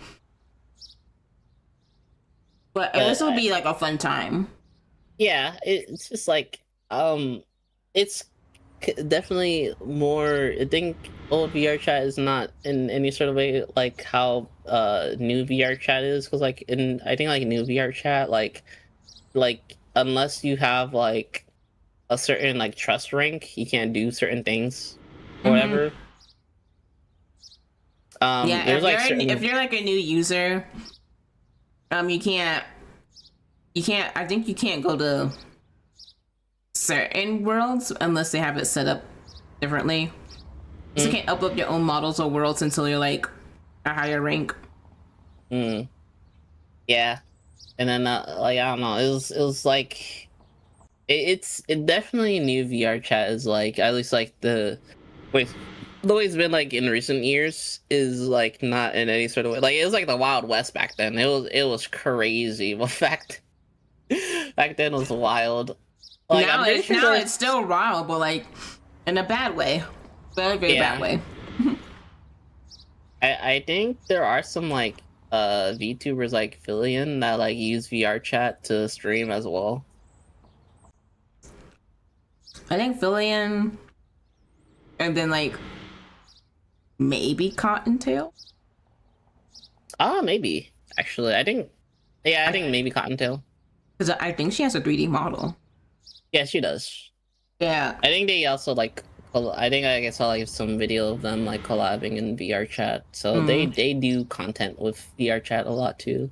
And I think Shiley Lee and Numi. Oh, so yeah, I wouldn't know. I know Shiley has like a 3D model, Yeah. but I don't think she does like 3D content like that fucking often. Yeah, that's what I was thinking. Like I don't know too many VTubers who like do it like as often, not unless they're like exclusively like a 3D like VTuber. Yeah. I think even then they don't really do VR chat stuff specifically. They just kind of like do their own thing. I think the weirdest thing with like the 3D model stuff is most of the time, like I feel like if you're gonna get a 3D model, I would expect for you to do more movements and stuff like that. But like most of the time, I just see them like just play a game. That's fine. You can play a game. I would expect them to like move around and do like more crazier stuff, since you don't have the limitation of like a 2D model. I guess But it most also of the time, depends on whether they have like actual like full body tracking. That's all. Yeah, because that's true. pricey in itself. And there are ways to like do full body without like the actual equipment, but like it's not always like the best. Like, Yeah, definitely. Slime VR is probably the most affordable that I have seen, but it is always on like a wait list when you pay for them. So like it depends on when you're actually gonna like get them delivered. And like Steam VR is really good, but the prices are always very expensive. Yeah. Yeah, like I think it's getting the headset itself for like over $1,000, and you can't pay it all at once. But it's all the stuff you have to buy everything separately because they never have it as like a bundle. I know there's like this one. Does she come? There's like this one Twitch person. Theoretically speaking, she is a VTuber, but like her model is like super hyper realistic. But like it's like if you were to look at it, you'd be like, that looks like a human playing in like a video game. But like it's like that Code Miko, whatever person. Yeah, Code Miko. And I heard that like that tech is like mad expensive. Like she paid like that stuff is like for like mocap like studio stuff, and she's paying it by herself. Like it's kind of crazy. Her community probably helps her afford it. Probably. Yeah. But that type of stuff, that is like the crazy. That's like that one is like crazy because like it could track like every single like motion, and even like face tracking is like crazy good too. Yeah, I've seen some clips from it. It's actually very highly advanced, and it's scary how uncannily realistic it looks. Yeah, I think the only other like 3D person that there's only two others. There's the French one, like I forgot what her name was. She's like Shiro or Shiri? Yeah. Hers looks very cool too. I don't know how like technical it is, but like I know that like hers is like she has like physics on like a clipboard in her chair and stuff like that. A clipboard? So, like, that's cool. Yeah, like she was literally like tossing her, like moving around her clipboard as if it was like an actual thing. And then the other one would be like Doobie 3D. That would be the only other like 3D person that I know of. I noticed Miss Lala. Oh, He's 3D. That's the the old fashioned like 1950s diners person. Yeah, I've seen clips of her around. I think that's like the handful that I know that's like well known. Besides obviously Fillion. Besides obviously Fillion. I think that's like all the people that I know off the top of my head. There's probably way more. Yeah. Oh wait, I think there's a Richie. There's a witch one. Like a black VTuber who's like a 3D model. I have not seen them. I might have to do my research on that one. I just can't remember her name off the top of my head. She's a witch. She's like she's a black witch with like a purple outfit on, and I just forget her name. I would not know. Or her name, the top of my head. I think it's called Tiffany. Tiffany? Yeah, I think it was like Tiffany Witch or something, Witch or whatever. It's gonna piss me off that I don't know it. Now I gotta look on Twitch.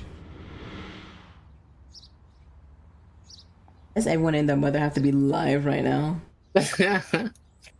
It's peak times. I know. I have to look through. It's gonna piss me off now. No, it's not. It's not. But they are a 3D model person, but that's not the one I'm looking for specifically.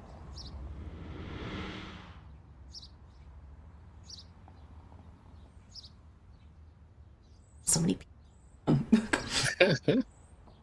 I mean, you show so much support. Well, half of these people don't even watch.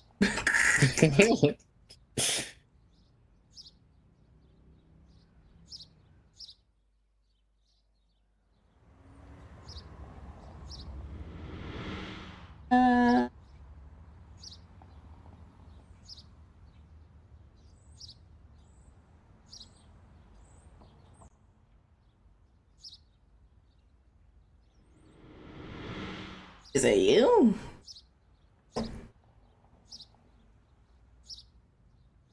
It is. I found them. Okay. Sweet Jesus, why does her model have such big titty? It's the meta, is it not? The titties are the size of her goddamn head.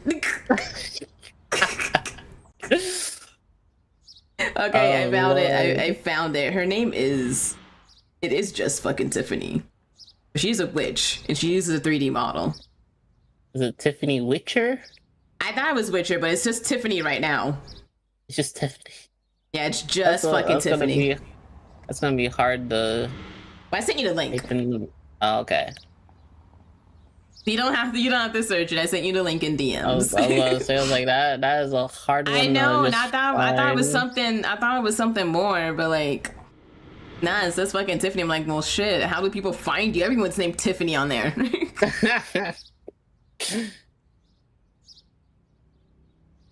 Oh my lord, she does have giant. What I told you. Things are huge. My lord. Nah, that's why I was like so baffled. I'm like, sweet Jesus, what happened? Things are have their own gravitational pull. My lord. They actually do. Hey, good for her. But yeah, that's the other 3D person I know of. I think she has 3D and 2D, so. Fair. Yeah, so I think she just switches between the two. But in all honesty, I think that's it for today. We kind of like. Okay. That's it for my questions. I did have more, but we kind of like already covered them once we started rambling. Okay. We were just we looked ahead in the script. Yes. Yeah, basically. That's good. That's good. I guess like the only other question I could ask you is like, how's your vibe like whenever you stream? Like, it's like I know you said that you're usually pretty chill and calm, but are there times where like you're like super chaotic? Not really. It's not. I'm more nonchalant, relaxed. Maybe there's some like frustration, but I don't think I'm like in any like chaotic like that. I'm not in that sphere like where like I just start like saying like where like I start doing like random ass things like that. Nah, I'm good. I'm more calm, sensical stuff. Honestly, I'm really only chaotic when it comes to like certain things I'm doing. Like if I'm playing Repo Peak with like my friends and stuff, then it's pretty chaotic. Or if I'm playing Rivals, I'm gonna be complaining and slowly wanting to throw my keyboard out the window. Because why is our Spider-Man going 0-10? Who do you play rivals? Who did I play? Yeah, who do you play? I mainly play strategists.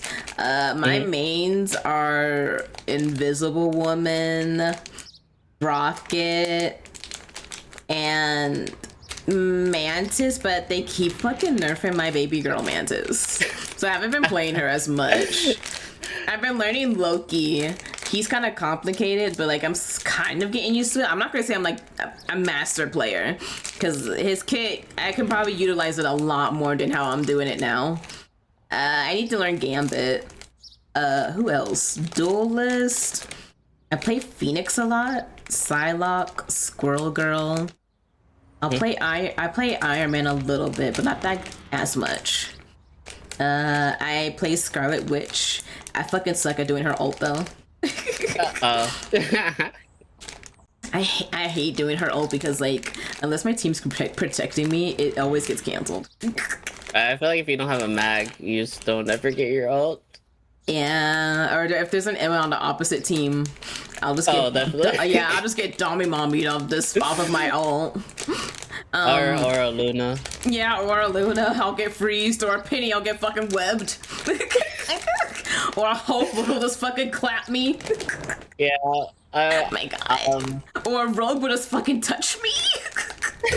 There's too many people who can actually cancel the Wanda ult, and it's actually fucking scary. Yeah, pretty much. Or a Mantis. Actually, Mantis too. She can fucking sleep you, because I've done it before. Yeah. So sad. That all is so bad. Unless you have a mag. If you have a mag, you're fine. You can do that ult. But yeah, because he'll shield you, or like if you have like a strange, he'll like fucking use his ult before yours, and then you'll get like a pretty good kill. Yeah, well, like if you don't have a coordinated team to like tell you, hey, I'm about to ult, and they don't do anything, it's just like, well, I just died. Yeah, what's the point? This is why I don't play Scarlet Witch that much, because unless I'm like playing with my friends, there's no really point, because no one's ever gonna like communicate when it comes to it. Yeah. But who else? In Vanguard, I'm learning Strange. I want to say that I'm a pretty okay Emma. I'm not gonna like say that like I'm top tier. I'm gonna say that I'm only okay. I play a pretty okay Penny. Her ult sucks ass though. No matter how many times I use it, it just sucks. Learning Rogue. I want to learn Angela. And I need to learn Magneto, Thor, Hulk, and the Thing, and Venom. I know how to play Venom, but like I don't utilize his kit that much, unfortunately. Do you have any Lord icons? The only Lord icon I have is Invisible Woman, but that's because I play her a lot. Like I switch to a lot of characters, so like she's the only Lord one because I play her the most. And I think Mantis can be a Lord. I just haven't been playing her. To keep nerfing her. I have Lord on Emma and Luna. Emma will probably be a Lord at some point if I play the game more. I play her as a tank a lot because she's like the most versatile besides Strange and Magneto.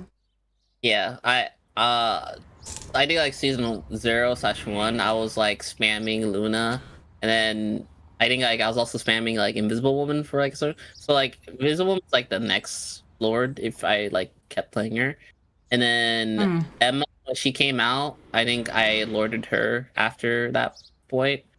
I have like a thing where I only play like as female characters, so like I only played strategist. I played Luna, Invisible Woman, a little bit of Mantis. But now that they have female Loki, I'm like, ooh. When I saw that skin, I had to buy it. I'm like, yes. I'm like, oh my god, oh my lord. Yes, and then like they went all out with it too. Like he has like female voice lines. and all that. I'm hoping that they do the female versions of other people. Like I want Lady Pool. Yeah, that's what I was thinking too. I was like, I really wish they would do. I really hope they do Lady Pool too. But like, she also has her own like Lord Icon. Like they put a lot of like effort into Lady Loki. Mm-hmm. And it was like when I first saw like the picture of her on like the battle timeline, I was like, it kind of looks like Hela because of how tall she is. But I wasn't 100% sure, but like that also wouldn't make sense because Loki can shapeshift. Yeah.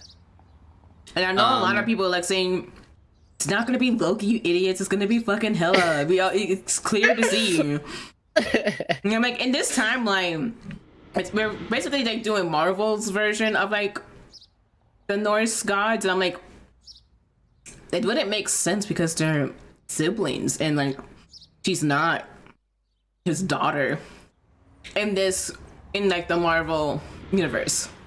Yeah. So it wouldn't make sense for me, and I don't even think I don't even know if they're even close in like the Marvel comics. They're not. They're definitely not. They're definitely not in the MCU. No, definitely not in MCU. I'm not fully sure. I'm pretty sure in the Marvel universe they kind of combine both the Marvel lore and also the Norse mythology lore as well. I don't know how much they like. I don't know how much they like put into it though. Yeah. I don't. Because like some things they do use as like also reflect like the Norse mythology. Yeah. But like, some things they don't. Like the biggest thing is like Hela and Loki. Hela is Loki's daughter, not that other guy, Odin. Yeah. Yeah. And not Odin's. Yeah. But Loki, oh my god, he has so many fucking kids. He has like a fucking horse as a kid. He shapeshifted to a horse and made love to said horse and then got pregnant. Yeah. Freaky. But I think he has a snake as a child as well, and a dog. A wolf actually, not a dog specifically. A wolf. You have Hela. He's just bored one day. It's like, yeah. What's that snake? What that snake got? Hey. And if he wants to do that, he can go ahead. Yeah. And and I think I don't know if they ever like implemented his other children besides the horse and maybe the snake. I'm not sure if they did the wolf at some point. I can't remember. At least not from the Thor movies. I can't remember. I think in the Loki show you could probably see more forms of Loki. Because I know they added President Loki and then like the alligator. Yeah. The alligator was so adorable.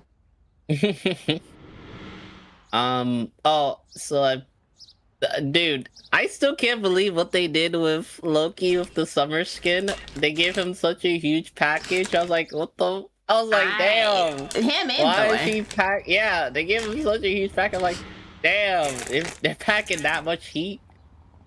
Yeah, that's probably why he be fucking everything. I've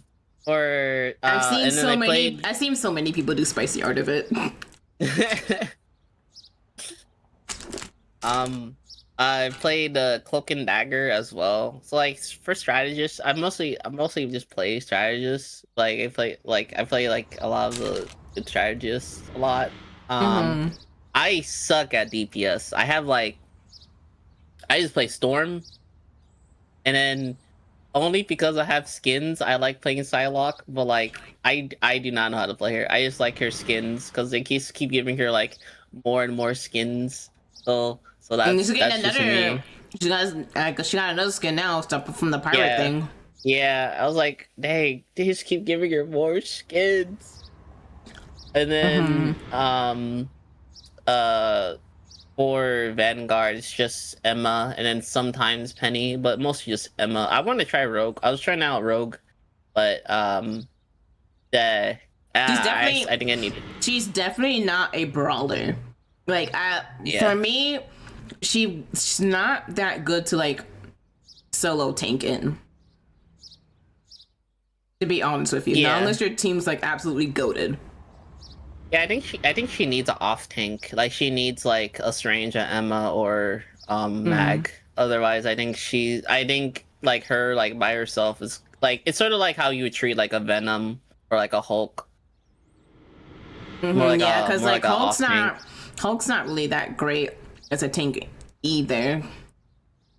To me, he's not unless he's like as a solo tank. Like if you know how to use his kit, then he's pretty good. Because I've seen a lot of people like dive with Hulk. He's not like a frontline tank. Same with Venom and the Thing sometimes. Yeah, and the Thing. Yeah. Yeah, like I think like for like the Thing, if you have another tank, then you can kind of like go all out and just be whatever you want. Yeah. Yeah, because I've seen people fucking dominate with Thing if they have a second tank. Yeah. But so like my thing is just more limited to just like strategist and like tank, and I just spam Emma just because most people don't play tank and they must just play DPS. Or I know, like with the last games I had, I only played 2 rounds. We only won 1 and then lost the rest of them. And I don't know what it is with like these Marvel players, but like they will see that we have like 2 DPS and they're like, I think we need a third one. And I'm like, what do you mean we need a third one? What do you not see the problem here? Like I mean it's only honestly sometimes a third one can work, but it depends on whether you coordinate right, or if you're not. And I'm not saying you have to do it all the time. At third DPS, I'm like, it's not always necessary, because like if the other team is running like double tank, like 2-2-2, then well we're basically fucked, because like unless one of our DPS is like goated. Yeah, like goated and can like output max out the damage that the tanks are doing, we're kind of like cooked and we're not winning the game. And then no one ever wants to fucking switch. No, they never do. And when they do switch, it'll only be for like if they die too many times at that one character, then they'll switch to a different one and a different and a different one. And I'm like, oh my fucking god, literally you're not good at anything, clearly. I think this pisses me off. If I see like a full like 5 people go DPS and I know how to do healer, I will 100% not go healer. I will be like, hey, either one of y'all swap or I'm not, or we're all gonna fail. It doesn't matter to me. I'm about to say, yeah, if everyone fucking does DPS, I'm DPSing too. We're all gonna go in there and DPS together. I'll fail together. Because fuck you. Yeah, I'm like, bro, what are we doing? Why are we all DPS? I was like, no. Hey, we're all failing or somebody's switching. I don't care. I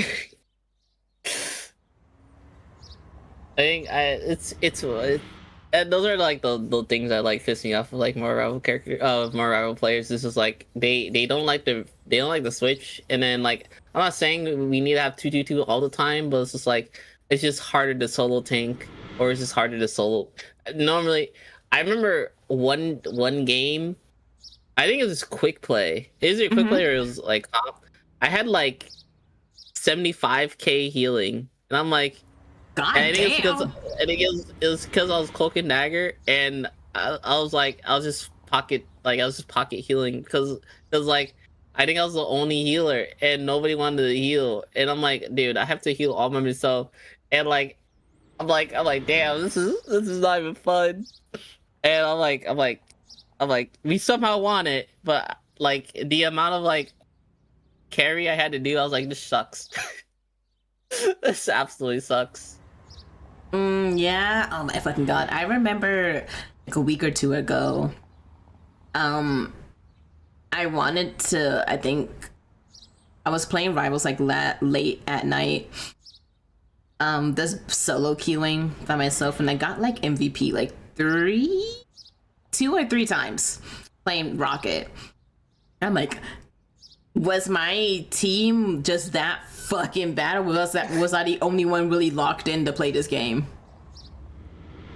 Yeah, I'm not the best character. I'm not the best person. I should not be the best person on the team. And if I'm the best person on the team, I'm like, there's something wrong here. Unless also like I like pop off with Emma. Like normally that doesn't usually happen because like I'm usually just like tanking whatever. Like there's just like I'm like what do we do? How am I the best person on here? I don't really consider myself like as a good player. I think like my highest rank was plat, and that was it. That's good. But yeah, I feel like a lot of people are really. It's really hard to get out of bronze, especially if you don't know how to play characters that well. I used to play a lot more during the earlier seasons, and then like I think my goal each season, if I ever even try, is just get to gold, and then that's it. Like it's just too much work to like try to get like to like GM or anything like that. I'm sure probably I can probably get to maybe diamond if I like actually tried, but like there's just days where like I just have like the worst teammates to ever exist, and it's like I was like, why are you being a flyer when they have like hit scan?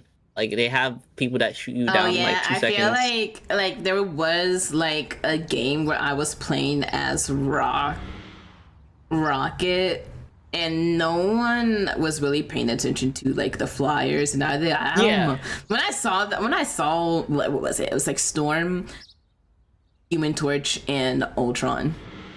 All flyers, and I'm like, I just saw fucking red and just started hard targeting them as Rocket because they were not paying attention to me because how small I was. Like as soon as I saw that my team was all healed, I'm like, all right, I'm shooting these fuckers down. I'm gonna be their worst nightmare today. And I'm like, why?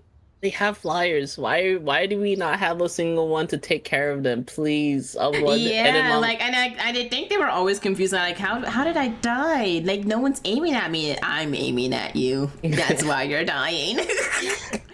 I think with that game, I don't think a single person was looking at them. They were like, they're too high up. I can't reach them. Well, I'll reach them. That's the thing that pissed me off. It's just like, yes! I'm like, why are we letting the flyers? Yes, and then at some point, our Luna, I don't know why the Luna just decided to like push up, even though literally all the DPS and tanks were dead. And I'm like, honey, what are you doing? What are you doing? Why are you going up? We can't push because we'll just die. Just stay alive until the team comes back. And I don't think I died. I died the least out of, I think, at least my team. I can't remember what the enemy team had, but I died like the least. And I don't know if I got MVP that round. I can't remember. I have to look back, but I definitely did better than my other healer. That's Rocket. And I'm like, damn, you're a Luna. How the fuck did I beat you?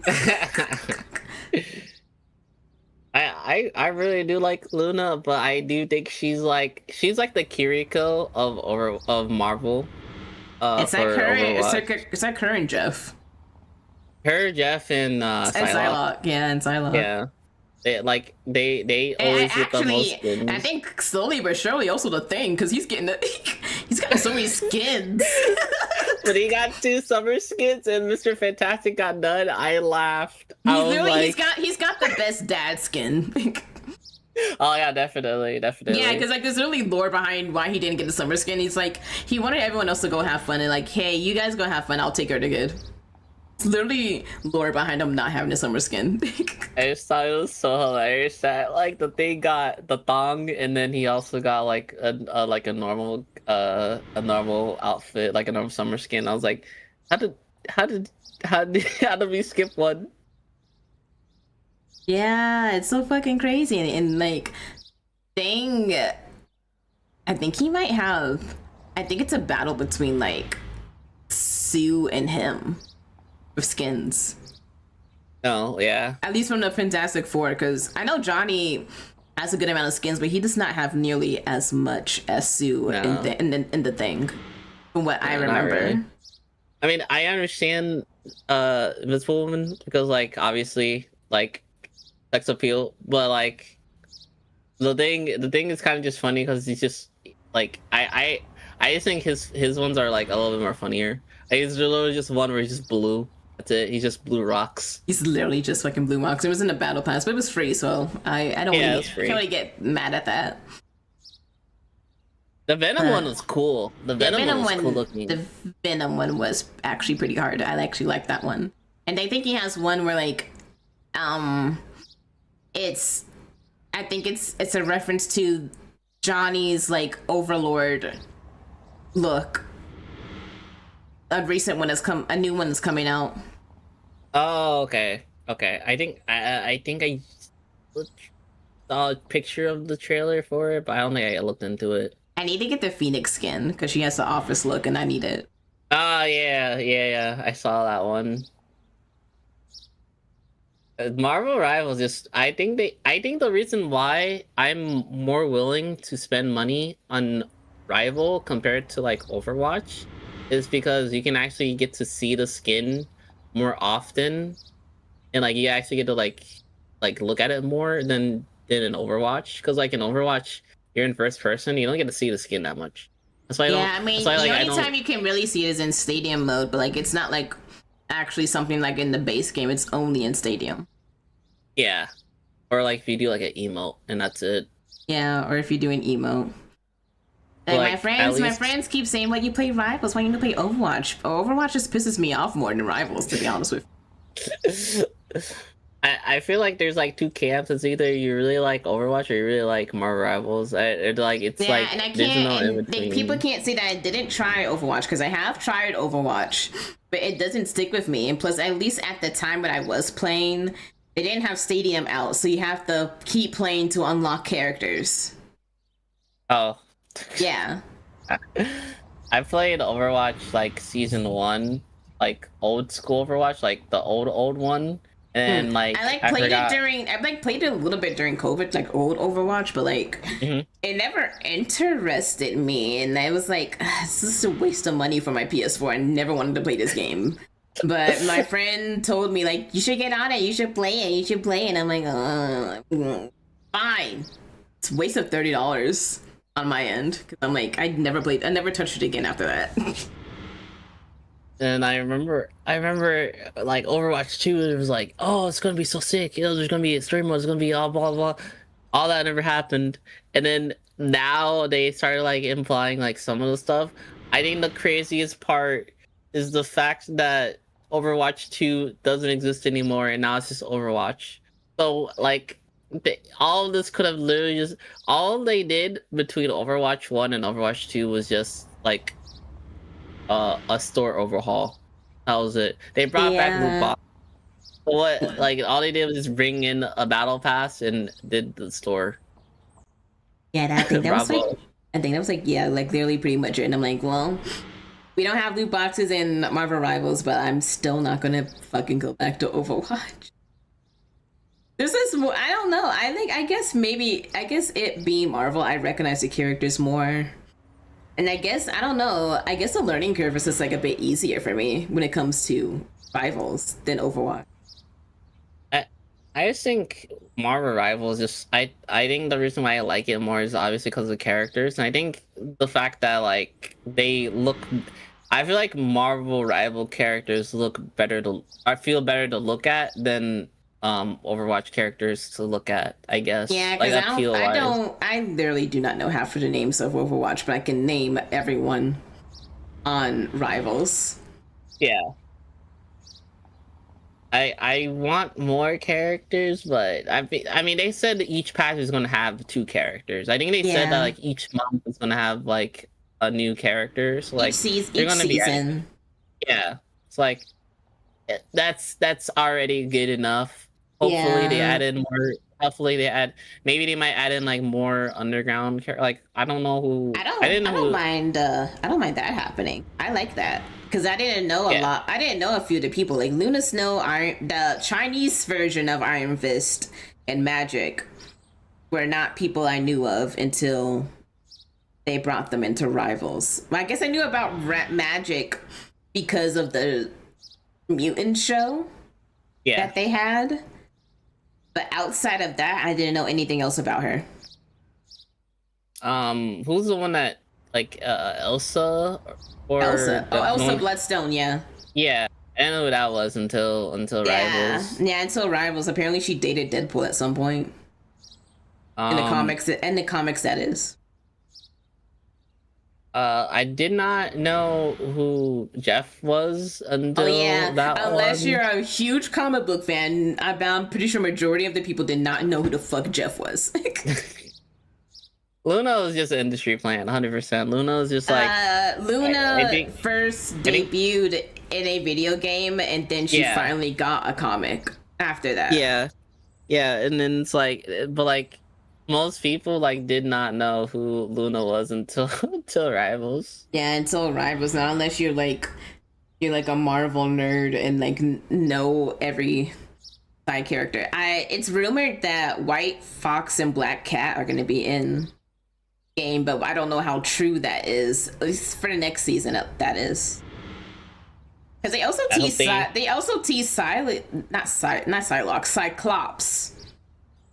Yeah, I still think it's weird that Psylocke's another not well known character either, because I never knew about her.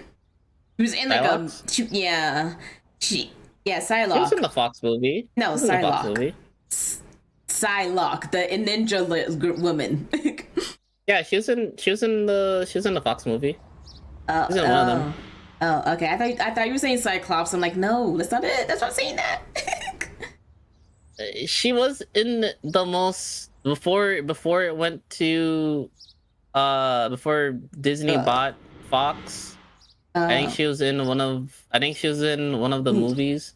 Yeah, I think she was in like a single. She was in like a single movie, and yeah, I think they did like the best representation of her. But like it wasn't, the plot I've heard wasn't that good. Yeah, the movie was bad. The movie was so bad. I watched that one in theater by myself though. The movie was bad. I would not. And I think besides an animated series, Psylocke was also in it. Because I know there's an animated series of the X-Men, and she was battling Emma. She lost miserably, but she did battle Emma. Yeah. I think I've seen the clip of that. Yeah, I just don't remember what the name of the series is. I don't know whether actually I think they're all adults, so it's not the high school. It's not the high school one. No, I don't think it's high school. I don't remember either. Yeah, I don't remember. I think they used to show it on Disney XD. Oh, that's a flashback. Oh man, I haven't heard Disney XD in a while. I know. They should have never like stopped like airing Disney XD. Oh, I remember having fun time just watching Disney XD as a kid.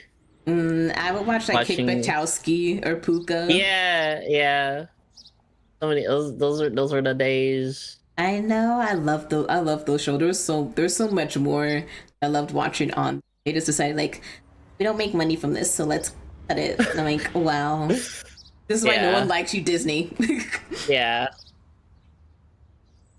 Those shows are so like Disney XD and like I forgot which. I think Nickelodeon had Nick or Cartoon Network had like another thing too. Not Cartoon Network. Nickelodeon did have like a teen stuff. Yeah. For like their teenager. I just don't know what it was called. I mean.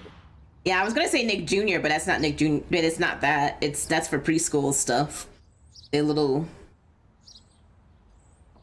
Wait, maybe it's called like Teen Nick. I think it was called Teen Nick, because then they had like Danny Phantom. Yeah. And then like Jenny the Teenage Robot, and then like that one bee Girl Scout thing. I don't know what you're talking about. I forgot what it was called. The Girl Scout one? Yeah, I remember seeing it. I remember seeing it too. I just don't remember. It's bee something. It's something with a bee. Like an actual insect bee. I think it was a pun for something, but I forgot what her name was. Yeah, I forget her name too. I think it was just called Teen Nick. So yeah. I remember, oh my god, that reminds me. I remember they when the last Avatar was like really popular, right? They like Yeah. made Korra, and then I remember like they really liked Korra, but Korra was only supposed to be like for like one season or whatever, or like after she learned like airbending. And then Nickelodeon was like, yeah, we like those numbers. Keep making it.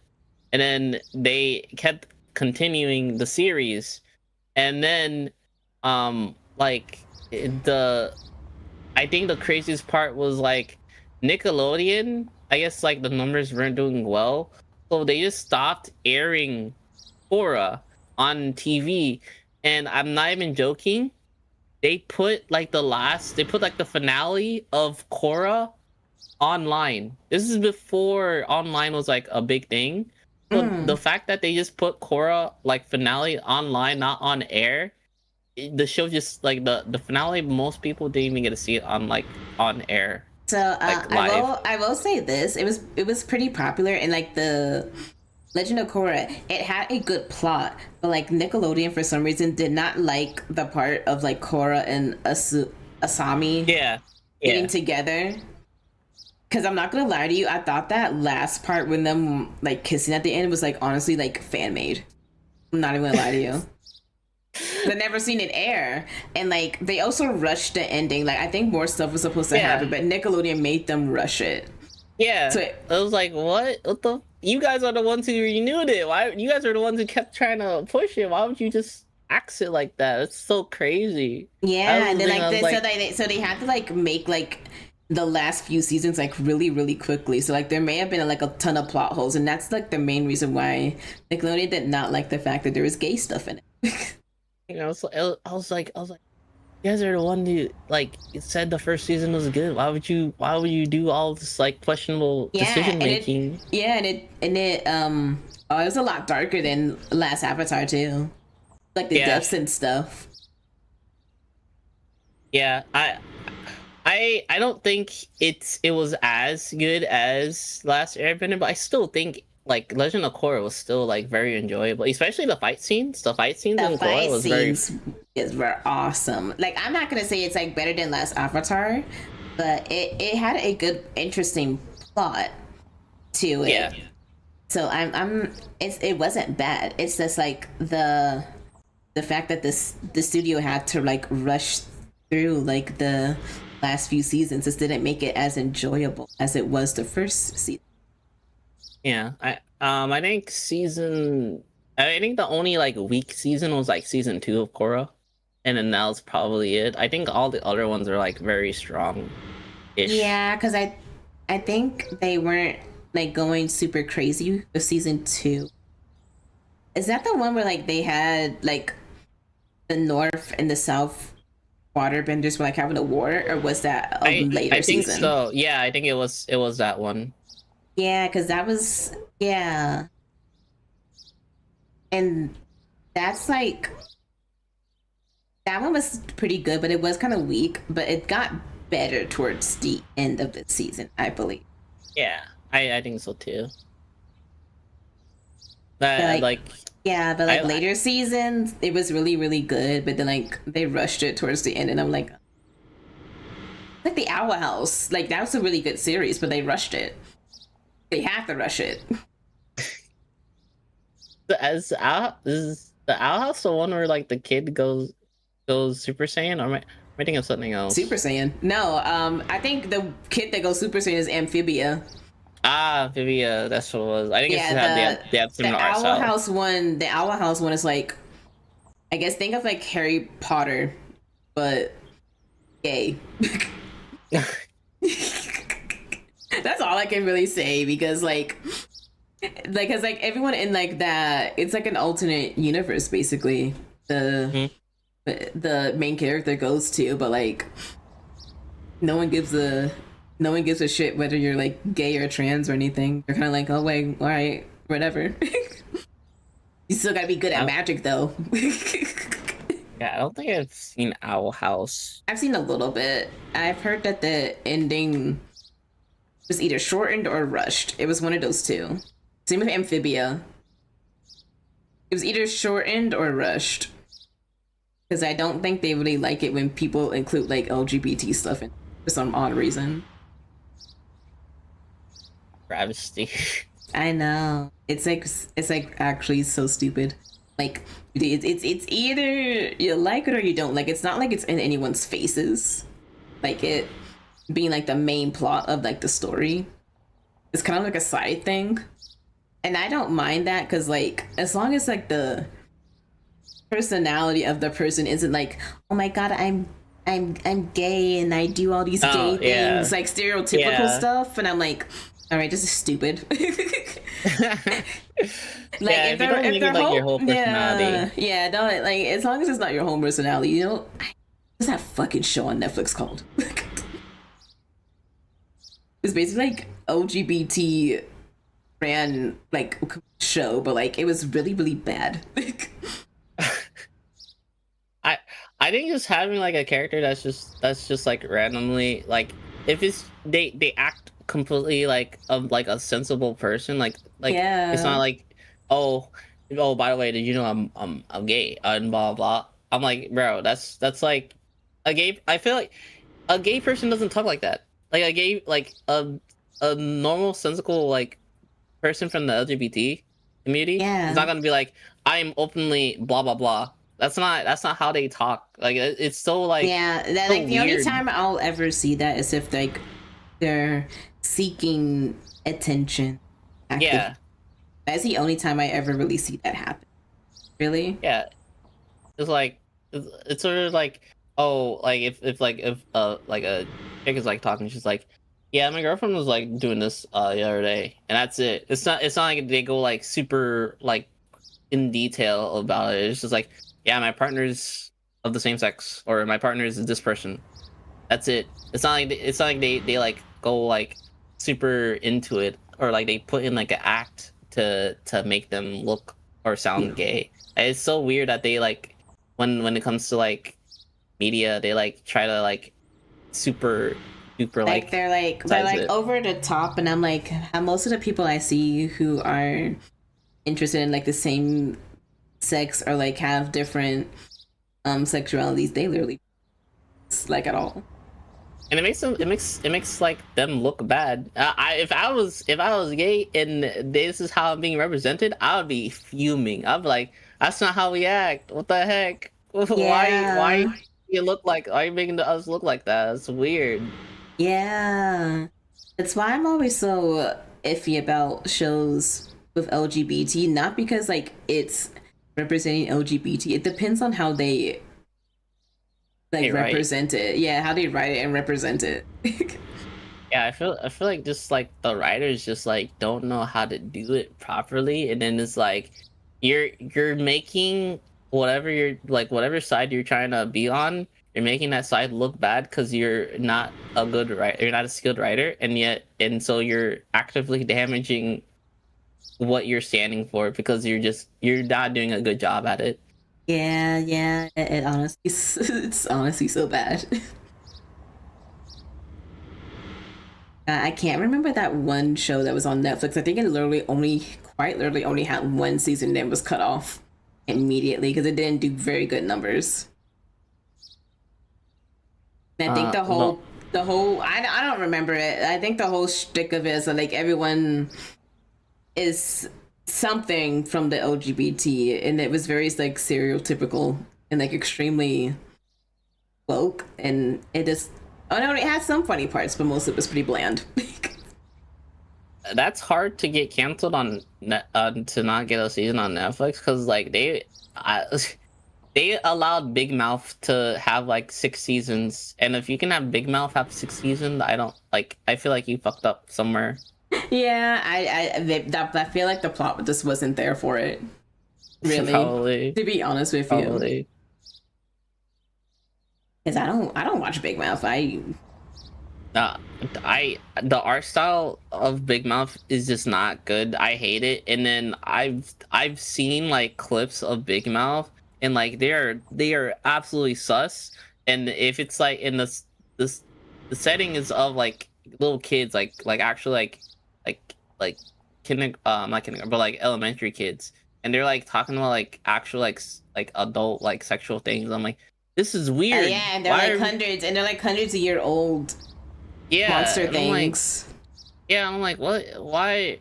How did this get 6 seasons? What the heck? This is so weird. It did numbers for something. The thing is, it's like what was that one show called? Fucking.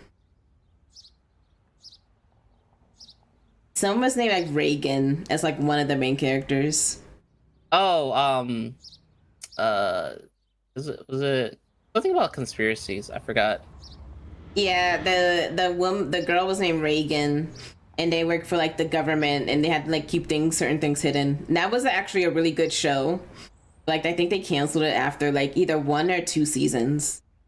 Yeah, I watched that one, and yeah, that one deserves to have a second season, and I don't know why they just canceled it. I'm going to assume that because it wasn't doing as good as they wanted it to do, they just decided like it's no point of greenlighting another season, so let's stop it there. I think, like, which kind of sucks because like that was actually a generally good show.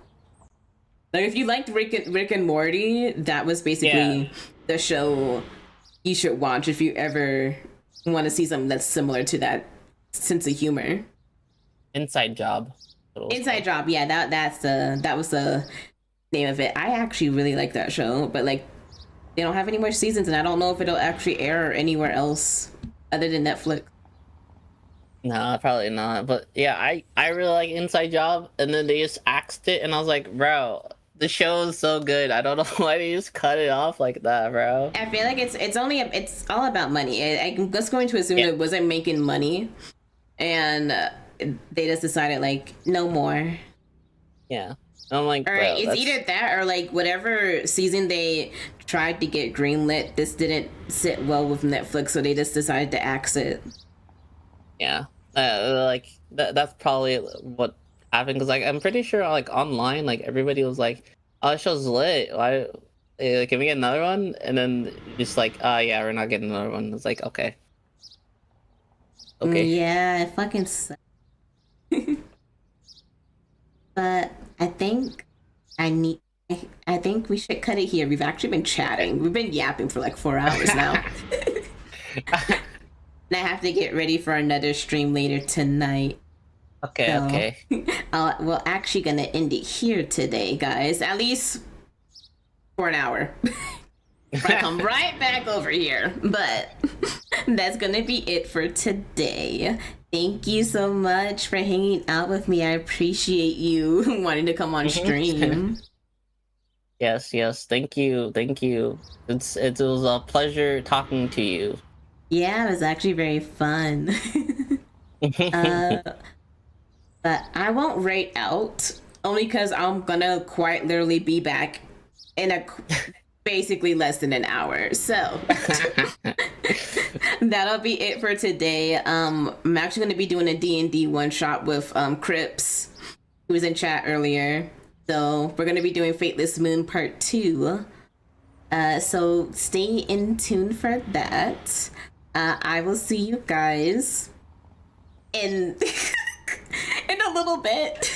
Because I'm gonna get something to eat. Yeah, I'm gonna get something to eat, hydrate, chill for a little bit, and then like get everything ready for the stream in a little bit. So yeah. Hey. But I'll see you guys. Bye. Bye.